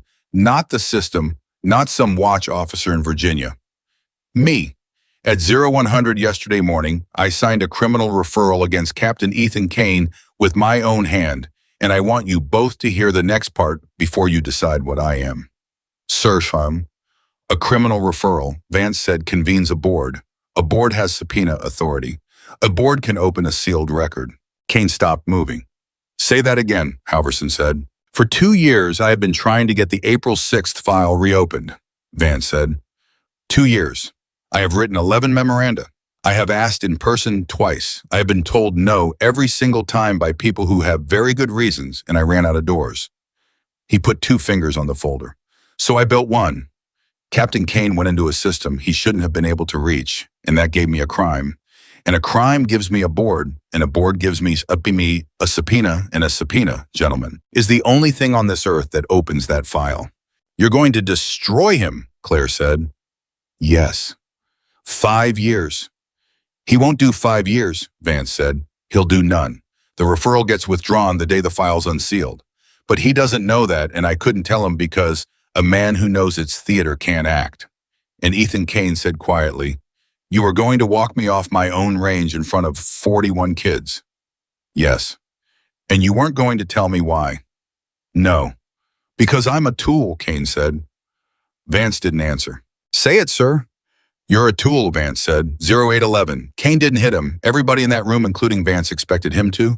And Miller, standing outside with his ear 4 inches from the siding, was already moving toward the door.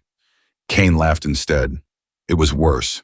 Sir, he said, do you know what I've been doing on Sundays? Yes, Vance said. Halverson's head came up. 60 rounds a month, Vance said, for 5 years. Signed out off the books by Chief Warrant Officer Halverson, who has been falsifying an ammunition ledger for half a decade because he decided it was cheaper than watching you eat your own pistol. He looked at Halverson. Chief, I've known since the 4th month. Nobody's coming for you. Sit down before you fall down. Halverson sat down. You've known, Kane said. I've known everything, Captain. You've known I've been out there in the dirt every Sunday for 5 years, trying to make a plate ring so I could sleep. Yes. And you never once. Captain Vance said, who do you think has been approving the range utilization exception that keeps that lane on the books instead of bulldozed? It's got my signature on it every year. 5 years. His voice went strange. I'm the reason you can still shoot it. And Kane said, why 0813? Vance opened the folder. Because I needed somebody to keep trying, he said, and I couldn't do it anymore. He took out 1 page and laid it on the bench and turned it around. Nobody touched it. Chief, Vance said, you're the only man in this room who can read an ammunition ledger without wanting something. Read it out loud.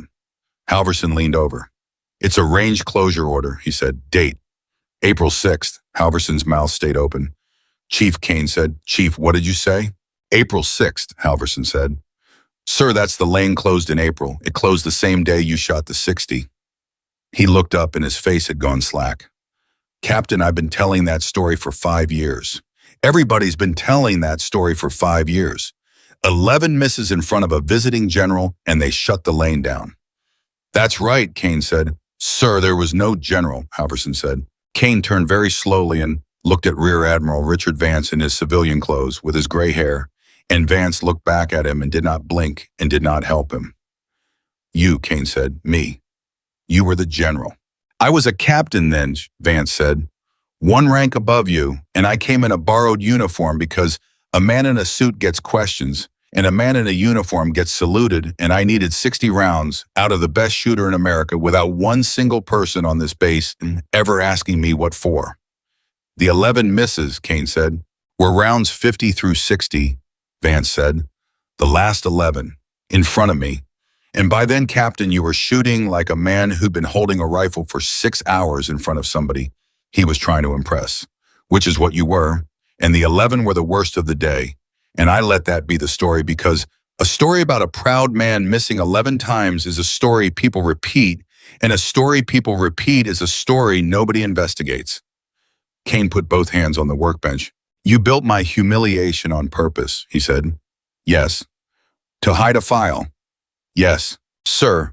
Kane's voice was almost gentle now, which was the most frightening thing anybody in that room had ever heard.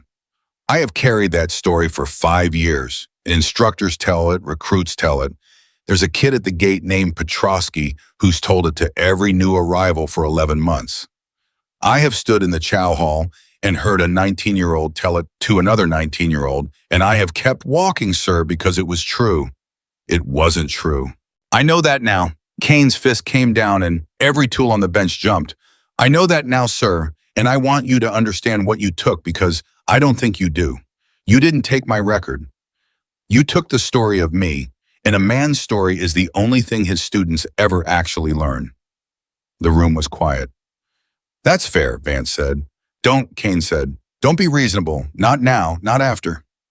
0817. Sir, Claire said. Round 41. Vance closed his eyes. Sir, round 41. You told him it doesn't count. You wrote 0 in your book with him standing right there in the dirt.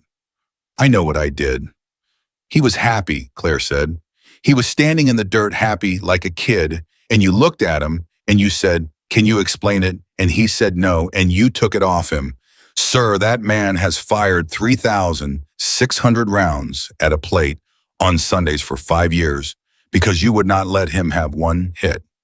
Claire, why? Because it was luck, Vance said. That's not an answer. It is the whole answer. And Rear Admiral Vance's voice came apart all at once in an equipment building in Montana in front of a chief and a captain and a master chief and a sergeant with his ear against the wall outside. It is the entire answer, Master Chief, and you of all people on this earth should know it, because a lucky hit is worse than a miss. A miss you can learn from. A lucky hit teaches a man a lie, and then he goes and teaches the lie to somebody's son, and somebody's son goes out on a ridge and holds what he was taught and dies for it. Stamon. He didn't teach it, Claire said. No, he didn't. Vance's hands were shaking. He went out on Sundays and tried to earn it instead. And that Master Chief is the only reason I have been protecting that lane for 5 years, because in 19 years of watching men be given things they didn't earn, I have met exactly one who gave a thing back.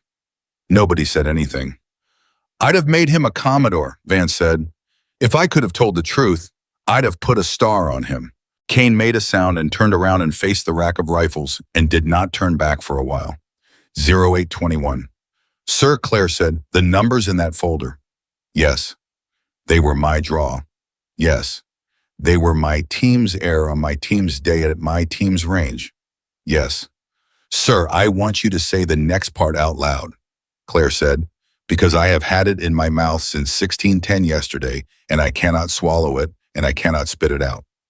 Vance took out a second page. He did not turn it around. You lay down on this mat, Claire said. After he went inside 60 rounds alone on a Sunday, Chief Halverson signed them out to you at 11:40 in the morning and then forgot about it for 5 years because you are very, very good at making people forget. And sir, I want to know how many you hit. 0, Vance said. Say the number. 0 for 60. And what does that mean, sir? Vance put the second page on the bench. It means the shot is not makeable off a cold read, he said. It means the best shooter in the United States went 1 for 60, and it was luck. And he knew it was luck. And a man who spent 19 years on the same lane went 0. And there is no living human being who puts 4 rounds into that draw in under 2 minutes off his eyes and his gut. So he had numbers, Claire said. He had numbers. Whose? Yours, Vance said. 0824. Halverson stood up. He didn't know he was doing it. 11 days, Claire said.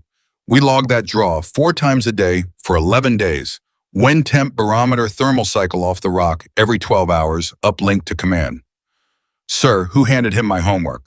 Vance turned the second page around.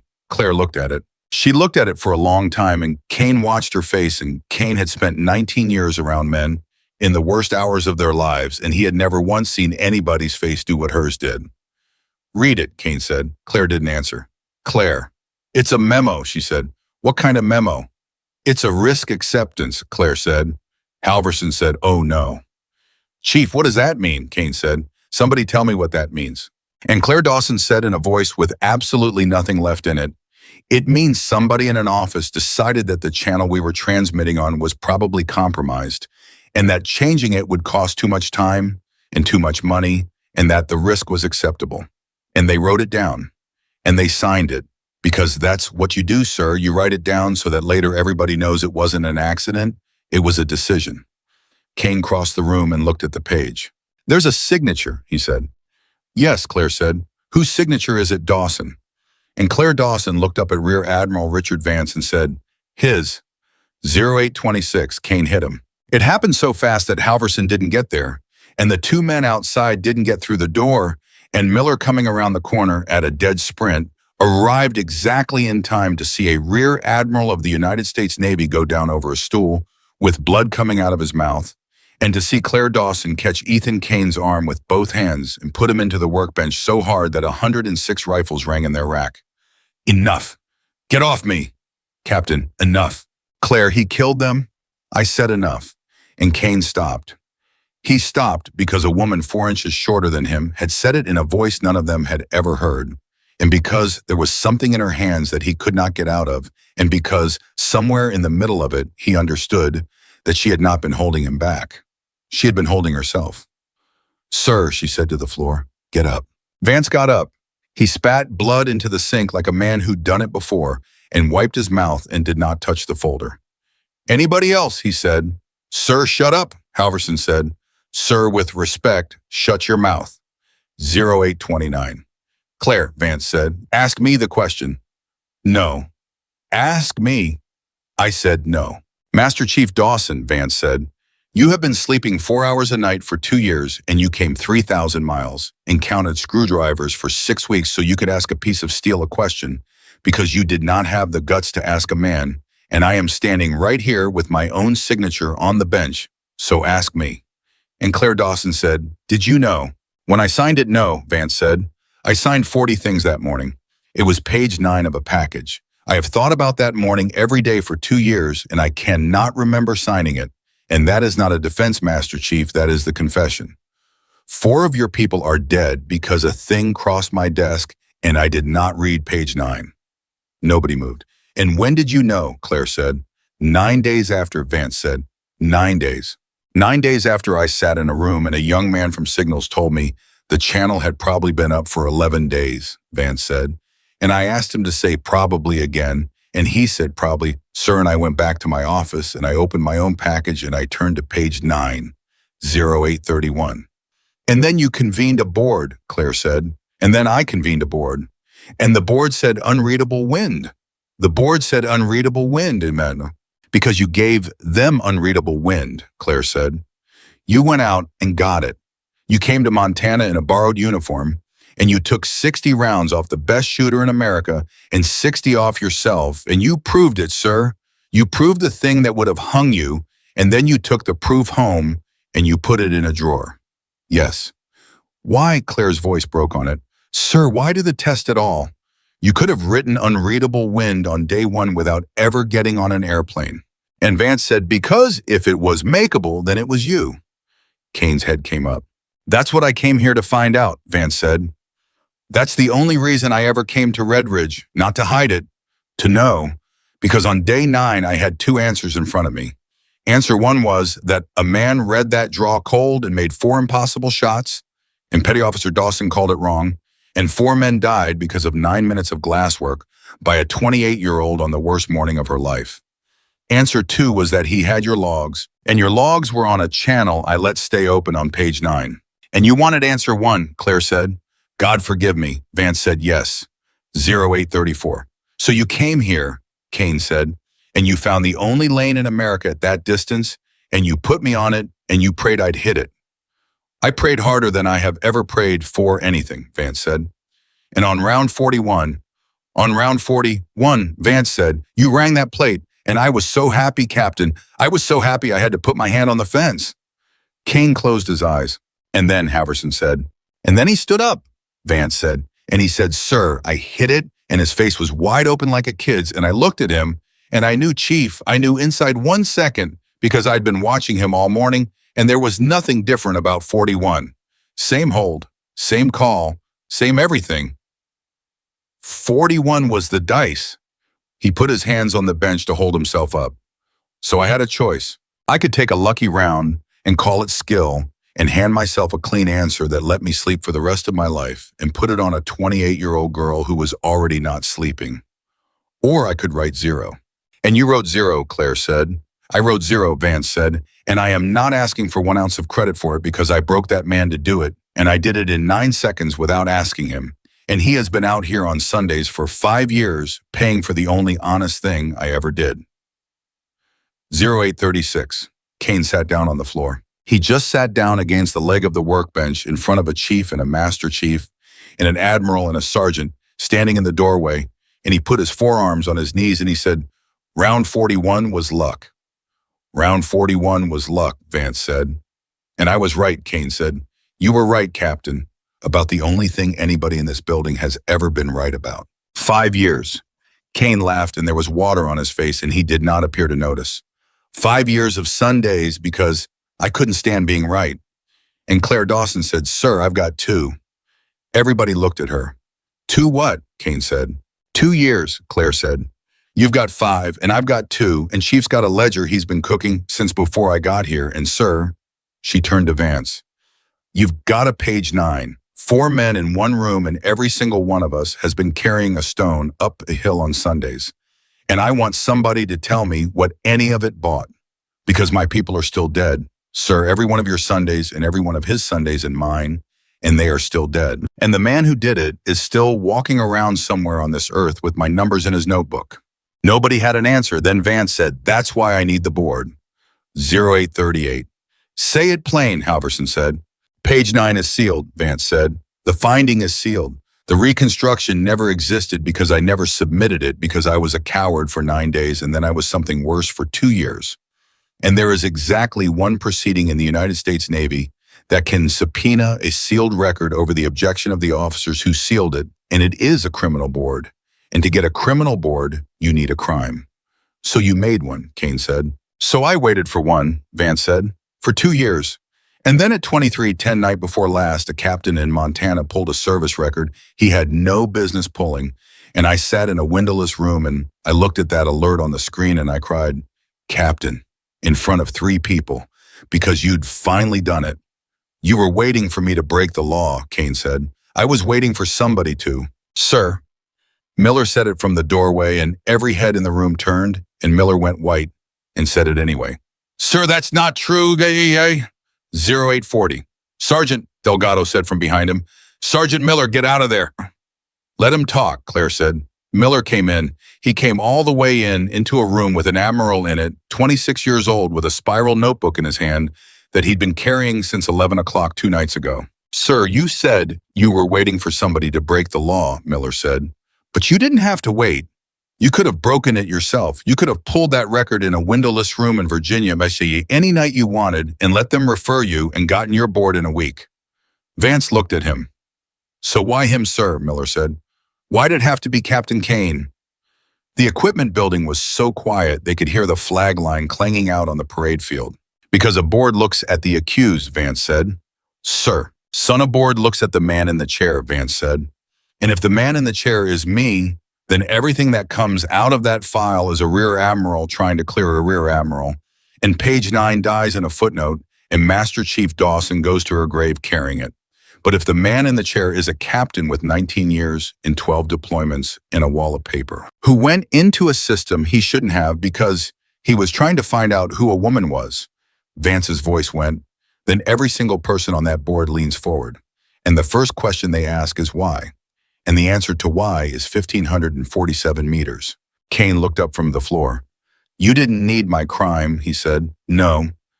You needed my name. I needed your story, Vance said. The one I took. 0843. Nobody spoke for a full 10 seconds. Then Claire said, Sir, there's one more thing, and I'm not going to ask it twice. Ask. You got here in 40 minutes. Vance went still. 2310, but he trips the alert, Claire said. 1,300 hours you're at my gate, sir. That's Virginia to Montana. That's not 40 minutes, and that's not an airplane you find at 2 in the morning. You were already moving. Claire. You were already in the air before he ever touched that keyboard. Vance didn't answer. How long have you known I was here? Claire said. 6 weeks, Vance said. Halverson said, Jesus Christ. 6 weeks, Claire said, since the day you got on the truck. Sir, I built that transfer myself. I built it out of nothing. There is not one human being on this planet who... And then Claire Dawson stopped. Kane got up off the floor. Claire, he said. She didn't move. Claire, there's one, Kane said. There's one person. You told one person where you were going. Captain.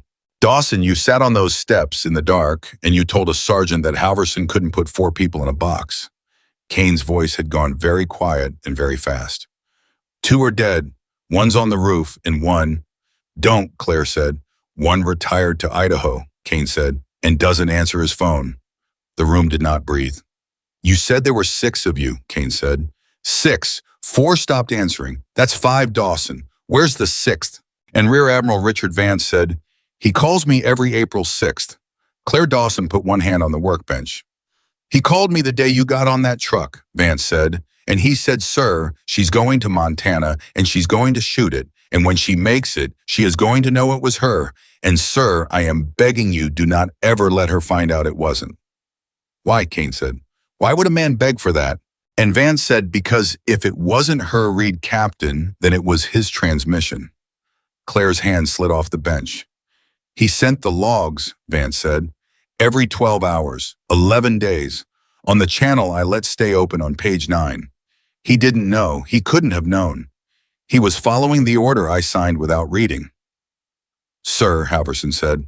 And on day 9, when the boy from Signals told me, Vance said the first phone call I made in this world was not to a lawyer, and it was not to my wife. It was to a 24-year-old radio operator in a hospital in Germany with 2 of his fingers gone, and I told him, and he did not say one word for 4 minutes. And then he said, sir, don't tell Claire. Say his name, Kane said. Nobody moved. Somebody in this room must say his name, Kane said.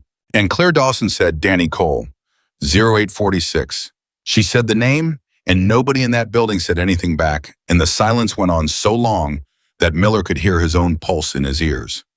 Danny Cole, Claire said again like she was testing whether the words would hold weight. Master Chief. He was 24, Claire said. He had a picture of a dog in his helmet. Not a girl. A dog. Everybody gave him hell about it for a year. She was looking at the wall at nothing.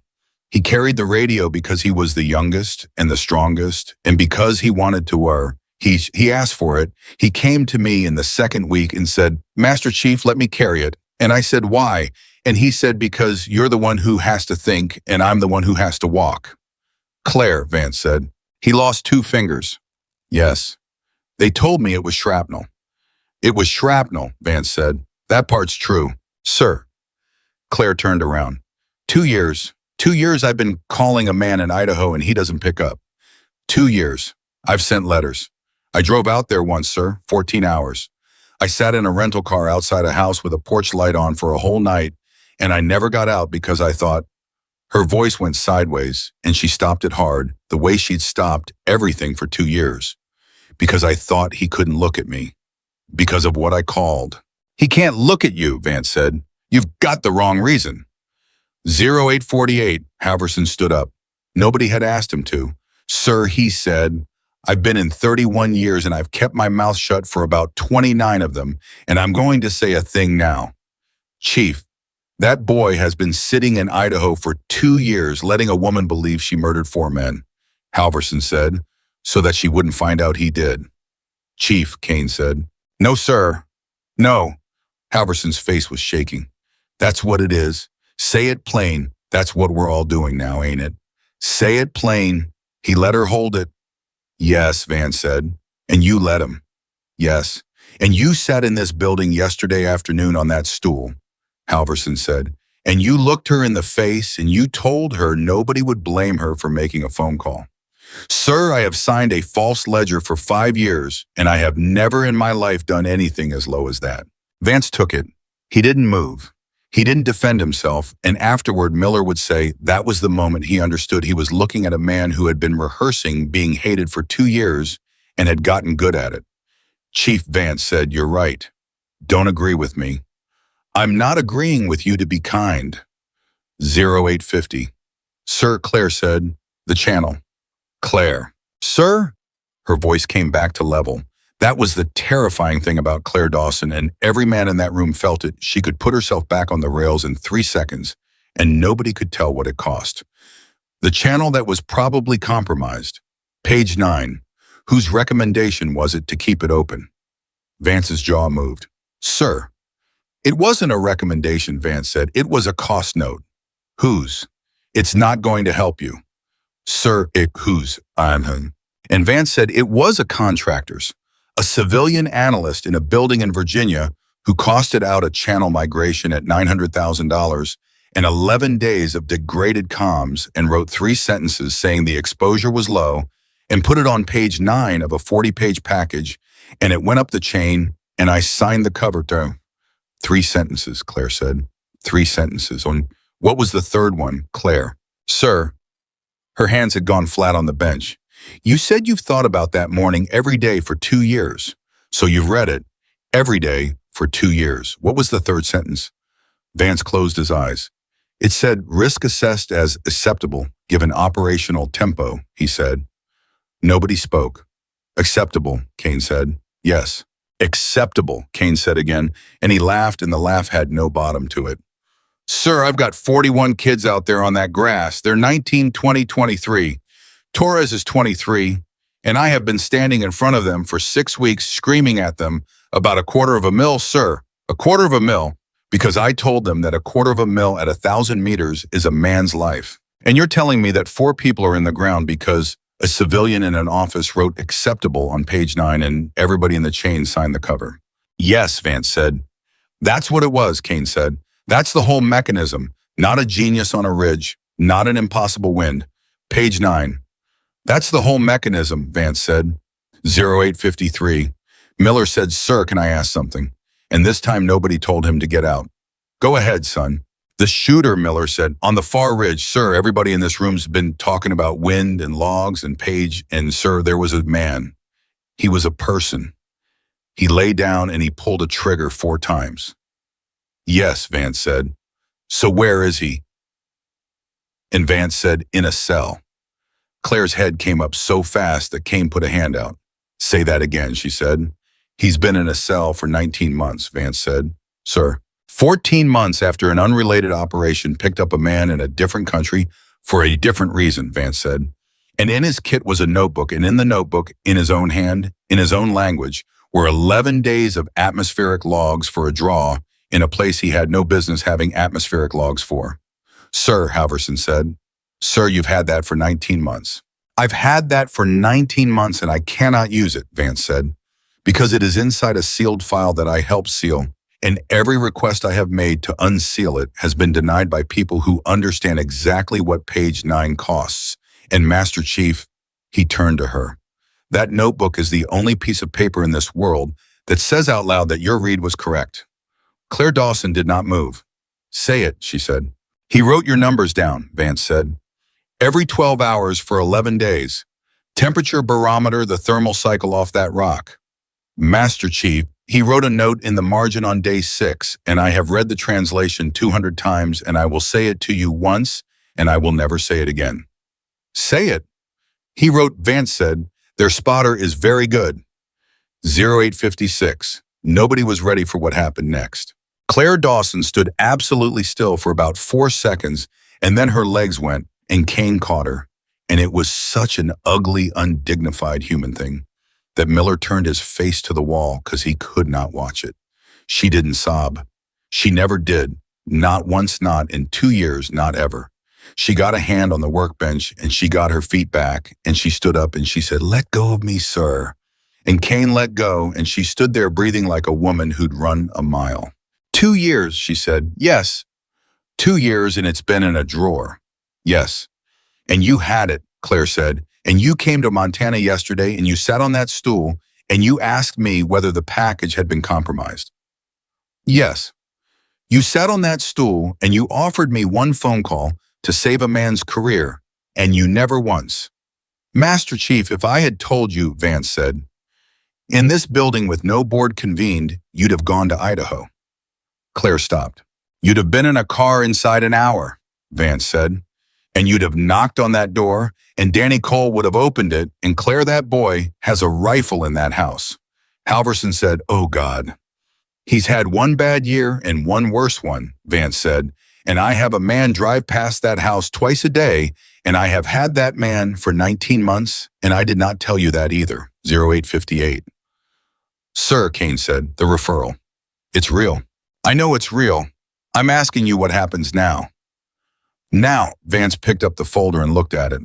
Now I get on that truck, and I go back, and I hand this in, and a board convenes inside 30 days, and they put you in a chair, Captain, and they ask you why a 19-year professional with a clean record went into a system he had no access to, and you say 6 words. What's 6 words? The target doesn't lie, sir, Vance said. Kane didn't say anything. You say it in a room with 6 flag officers and a court reporter, Vance said, and the reporter types it, and then somebody on that board says, what target? And you say 1,547 meters, and then Captain, then it's on the record. And once it's on the record, it is not sealed anymore. And page 9 comes out of the drawer, and the notebook comes out of the drawer. And a woman who has been carrying 4 men for 2 years puts them down in front of witnesses. And me, Kane said. You get convicted, Vance said. Probably. Federal system access 2 counts. They'll take your rank, and they'll take your program, and they'll walk you off this base for good. Sir, Halverson said, you told us an hour ago it gets withdrawn. I lied, Vance said. 0900.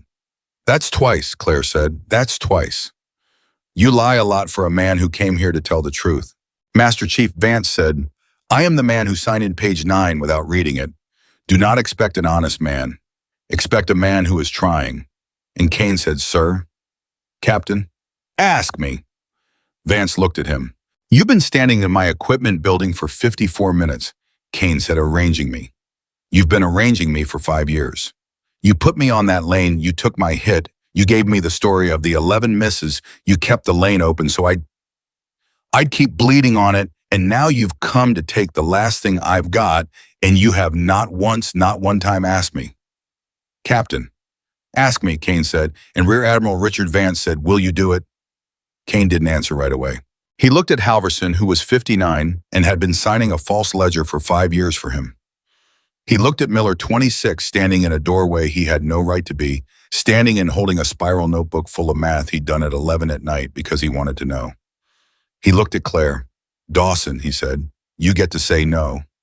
Sir, I tore your target in half, Kane said. I threw it at your boots. In front of 41 kids, I called you sweetheart, and I told you to go back to the storage room. And every single one of them is standing out on that grass right now waiting to see what happens to you. And if I do this, if I sit in that chair, then it all comes out. All of it. April 6th, Danny Cole, your team.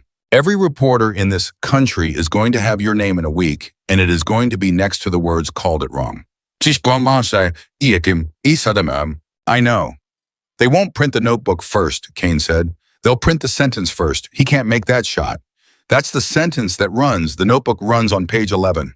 I know, sir. So you get to say no, Kane said. And if you say no, I take the 5 years and I don't say one word in that room and page 9 stays in the drawer and you go back to counting screwdrivers somewhere and nobody ever knows your name.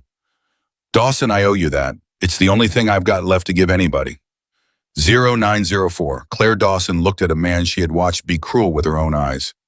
Sir, she said, that's the second best thing anybody's ever offered me. What's the first?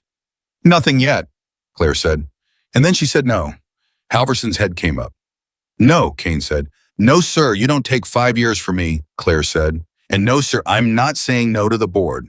She turned to Vance. I'm saying no to both of you because you're both doing the exact same thing you've been doing for 5 years, which is arranging a woman's life in a room and then telling her about it afterward.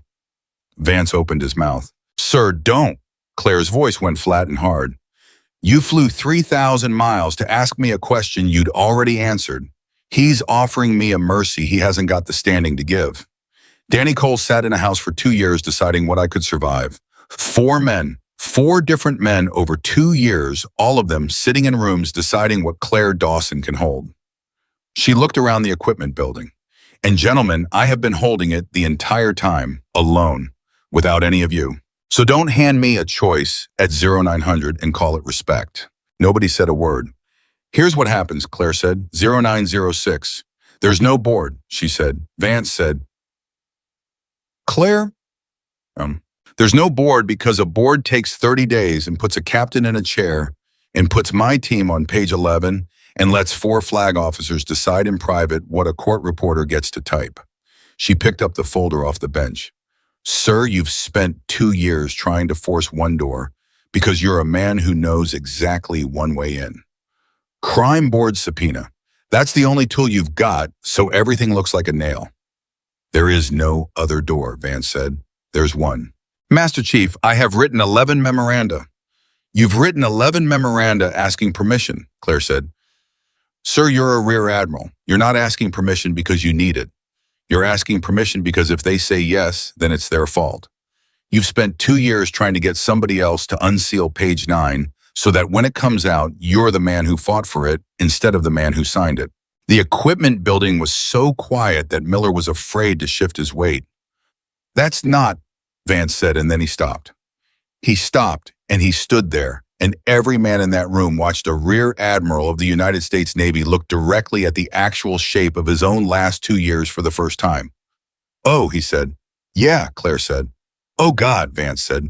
0909. Sir, Claire said, quieter now. You don't need a subpoena. You need a signature. Yours. You sign page 9 and you can sign the thing that opens it, and you have known that every single day for 2 years, and you have not done it because the day you do it, you are not an admiral anymore. You're a man who killed 4 people with a pen. Claire, say it, sir. I'll lose everything, Vance said. 34 years. Yes, sir. They'll take the star. They'll take the pension. They'll put me in front of the same board you just told me not to convene, except this time the man in the chair is me and Claire. They will find me guilty because I am. Yes, sir. And there's no version of this where I walk out with anything. No, sir, Claire said. That's what it costs. That's what it's always cost. That's why you've been paying a captain Sundays instead. 0911. Kane said, Sir, look at me. Vance looked at him. You took my hit, Kane said. Round 41. You looked at a happy man in the dirt and you took it off him in 9 seconds because it was true and it was going to hurt somebody and it was the hardest right thing you ever did. And I have hated you for 5 years without even knowing your name. Captain. You were right, Kane said. So be right again. And Vance said, it's not the same.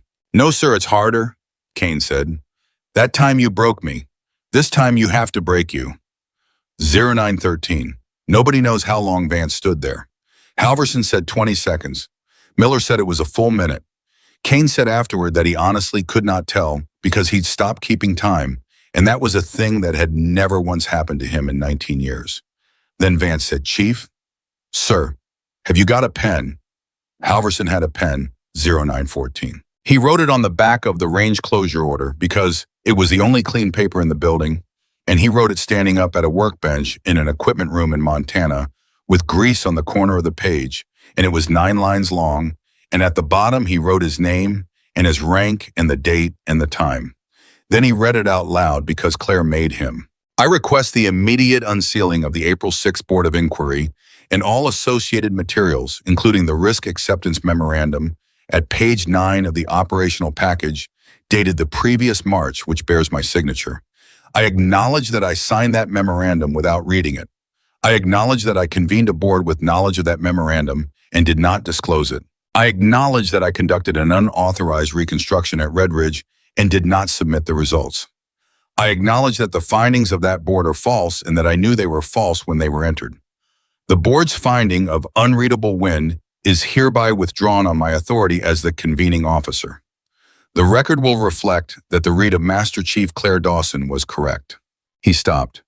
There's one more line, Claire said. Sir, there's one more line and you're going to write it.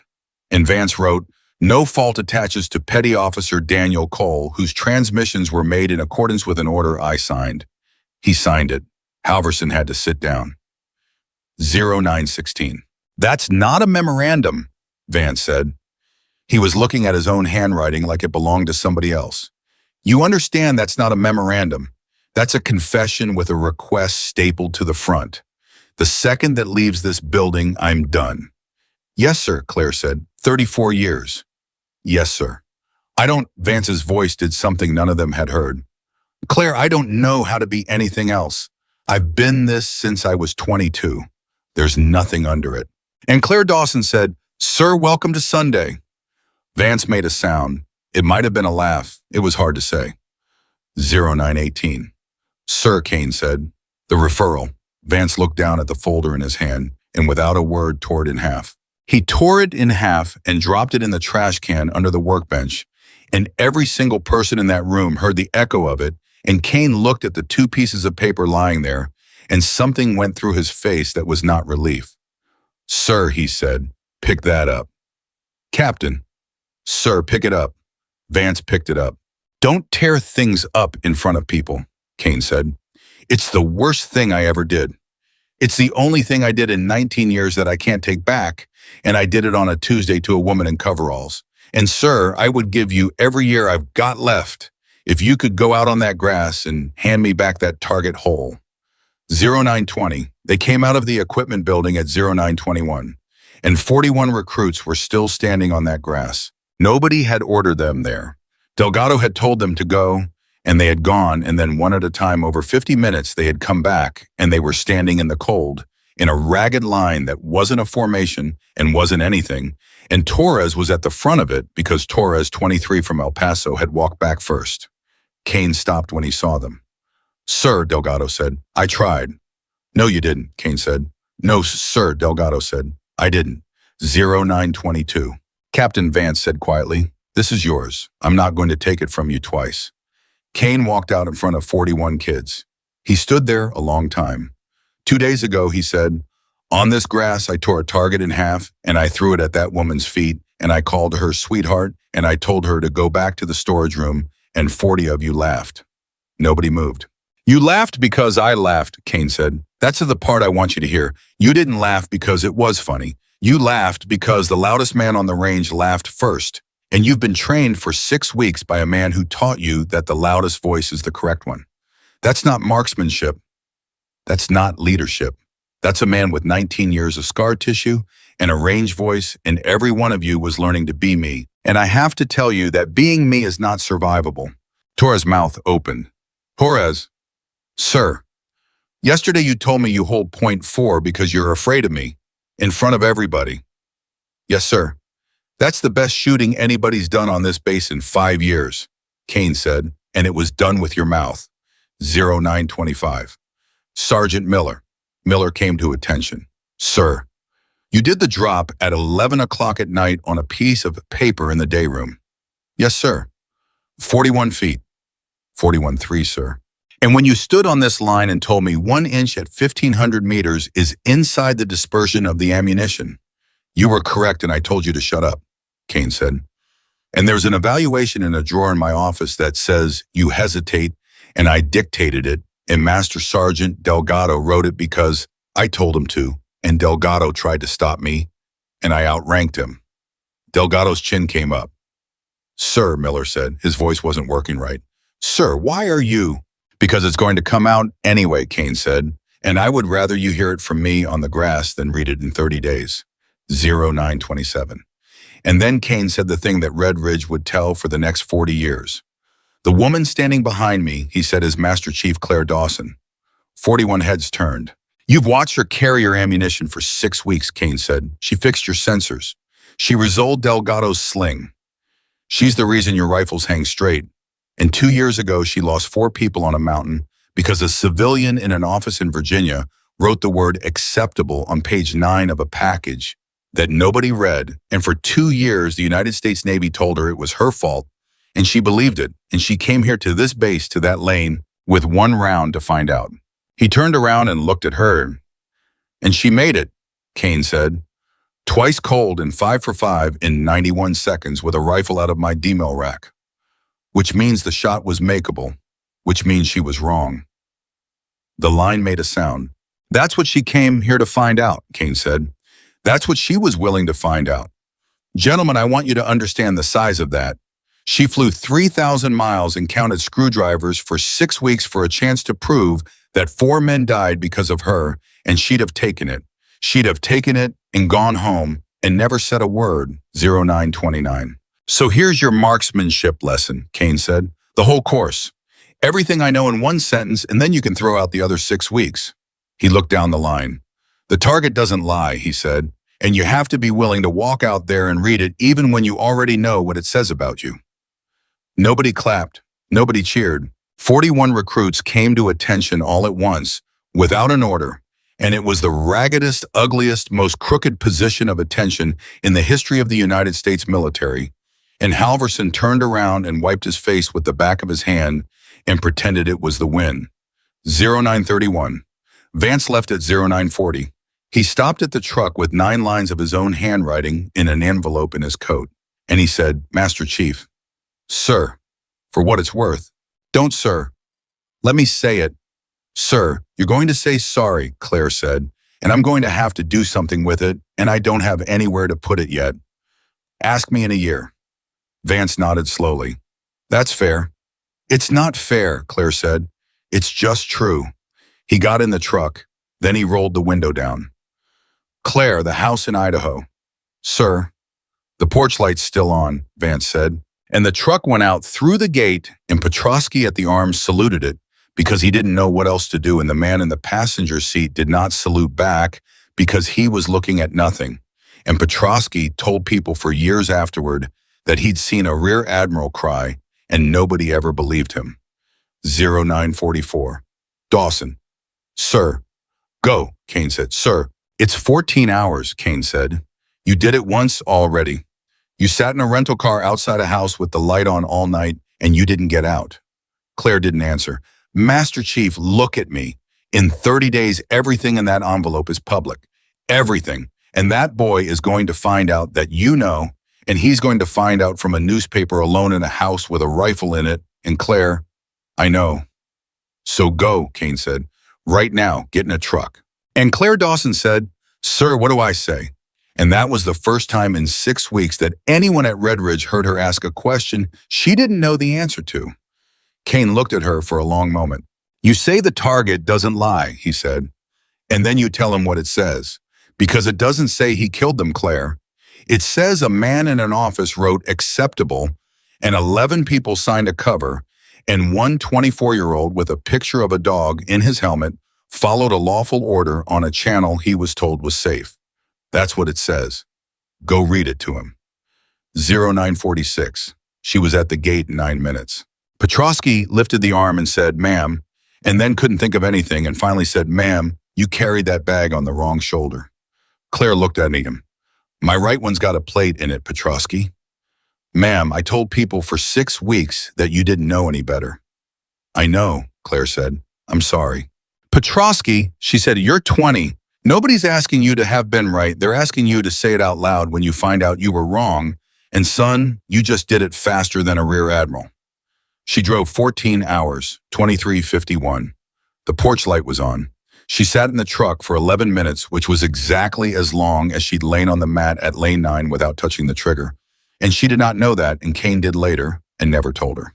Then she got out. She knocked. And a man opened the door with 2 fingers missing off his right hand and looked at Master Chief Claire Dawson standing on his porch at midnight. And his whole face came apart and he said, Master Chief, don't. Danny, don't. He had a hand on the door. Please, whatever you drove out here to say. I'm not here to say anything, Claire said. I'm here to read you a target. 23:53. I know about the channel, she said. Danny Cole did not move. I know about page 9, Claire said. I know a contractor costed it at $900,000 and wrote 3 sentences. I know the third one said risk assessed as acceptable given operational tempo. I know Vance signed the cover without reading it, and I know a boy from Signals told him on day 9, and I know the first phone call that man made in this world was to a hospital in Germany, and I know what you said to him. Master Chief, you said don't tell Claire. Danny Cole put his forehead against the doorframe. You've been in this house for 2 years, Claire said, letting me believe I killed them because you decided I could survive that better than you could survive me knowing. Danny, look at me. You made a call about what I could hold, just like every one of them. And you were 24 years old and you did it out of love. And it is the cruelest thing anybody has ever done to me. And I forgive you, and I need you to hear both halves of that sentence. He was crying. He wasn't hiding it. They're in a notebook, Claire said. He looked up. They caught him, Claire said. 19 months ago, he had a notebook, Danny, and in the notebook were 11 days of our logs in his handwriting. And he wrote a note in the margin on day 6. Don't. He wrote, their spotter is very good. 23:56. Danny Cole slid down the doorframe and sat on his own porch. He wasn't better than me, Claire said. That's what I came to tell you. I've had 2 years of very smart men telling me a ghost read that draw cold and beat me and Danny that never happened. Nobody's that good. Nobody on earth. He beat me with our homework. He beat me with a piece of paper somebody in Virginia decided was cheaper to leave open. She crouched down in front of him. And I have shot that exact distance 3 times in the last 3 days cold with a rifle out of a scrap rack, and I hit it every time, which means the shot was makeable, which means my call was wrong, and I'm going to carry that until the day I die. And that's mine, and I want it. But it isn't murder, Danny. It's a bad call inside a lie. And your transmissions weren't murder either. They were an order signed by a man who didn't read page 9. Master Chief. It's in writing, Claire said. He wrote it standing up at a workbench in Montana yesterday morning with a chief's pen, and he signed his name to it, and it cost him 34 years. No fault attaches to Petty Officer Daniel Cole. It's got his rank on it. It's got the time. Danny Cole put his ruined hand over his face. 0001. Danny, Claire said, where's the rifle? He didn't answer. Danny, bedroom closet, he said. Is it loaded? Yes, Master Chief. How long? 2 years, Danny Cole said, and Claire Dawson said, okay, get your coat. What? Get your coat, she said. We're going to Montana. It's 14 hours, and you're going to sleep for 9 of them, and I'm going to buy you a terrible breakfast in Idaho Falls. And when we get there, there's a chief named Halverson who's going to look at you and know exactly what you are inside about 4 seconds. And there's a sergeant named Miller who does his ballistics on paper at 11 at night. And there's a captain who has been on a lane on Sundays for 5 years for the same reason you've been in this house. Master Chief, I can't. Danny, she held out her hand. You carried the radio because I had to think and you had to walk. You said that to me in the 2nd week. He looked at her hand. I still have to think, Claire said. Come walk. He took it. 31 days later, the record was unsealed on a Tuesday. It ran the way Kane said it would. The sentence ran first. He can't make that shot. It was in every paper in America inside 48 hours, and it had Claire Dawson's name next to it. And page 11 had the notebook, and page 14 had page 9. And by the end of the first week, nobody in this country could say the word acceptable without somebody in the room going quiet. Rear Admiral Richard Vance was retired in the grade of captain. He lost the star. He lost the pension.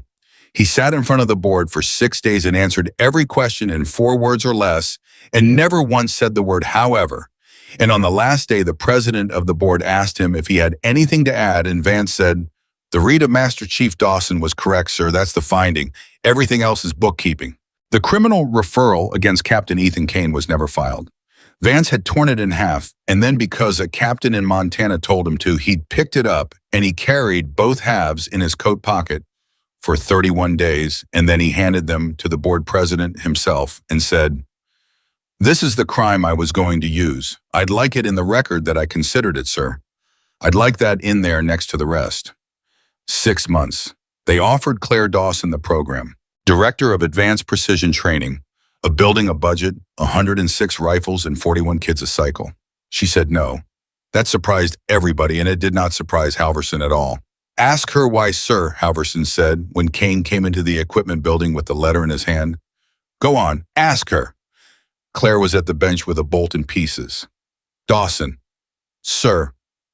Why? And Claire Dawson said, because you're going to do it, sir.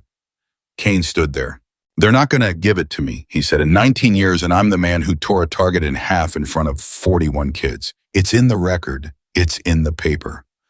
Delgado's got it on his phone. Yes, sir, Claire said. That's why. Dawson. Sir, every man who runs a program in this country runs it off his best day, Claire said. That's the disease. You put a man in front of 40 kids and he tells them about the shot he made and the deployment he survived, and they learn that the must is to be the man who never misses. And then one of them gets to a ridge and he can't say I don't know because he's never once seen a grown man say it, and he dies, sir, or somebody else does. Kane didn't say anything. You're the only instructor in America who has to teach off his worst day, Claire said.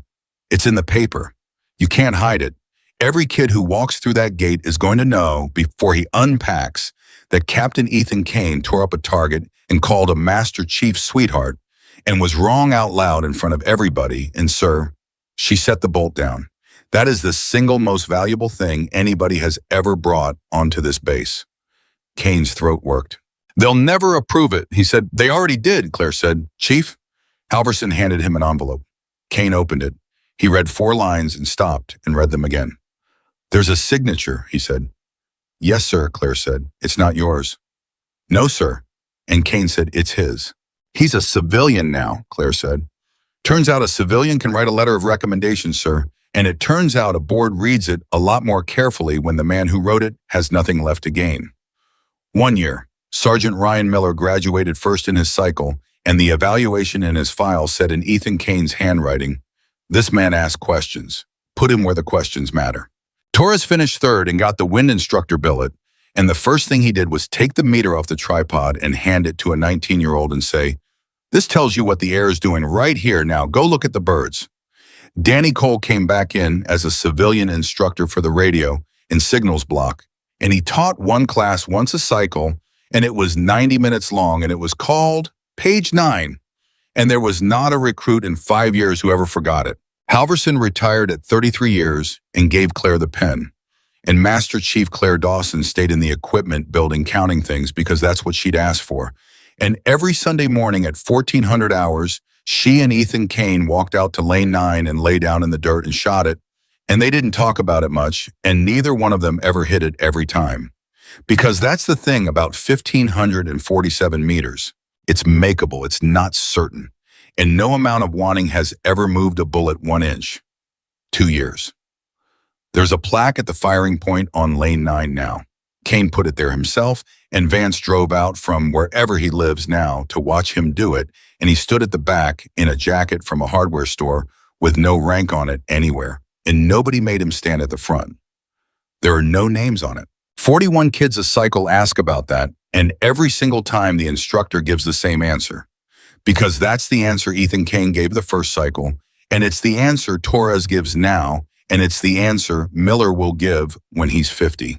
The plaque says one line, the target doesn't lie, and underneath it's smaller where you have to lie down on the mat to read it. Neither does page 9. Somebody laughed at a woman in coveralls at Red Ridge Advanced Marksman Training Center in Montana, and it cost a rear admiral his star unsealed 4 graves, brought a man out of a house in Idaho with the porch light on, and rebuilt the way this country teaches its shooters to think.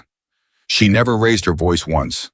She never told them who she was. She just walked out to 1,547 meters alone with 1 round and asked the only question that has ever mattered, and then she was brave enough to stand there and hear the answer.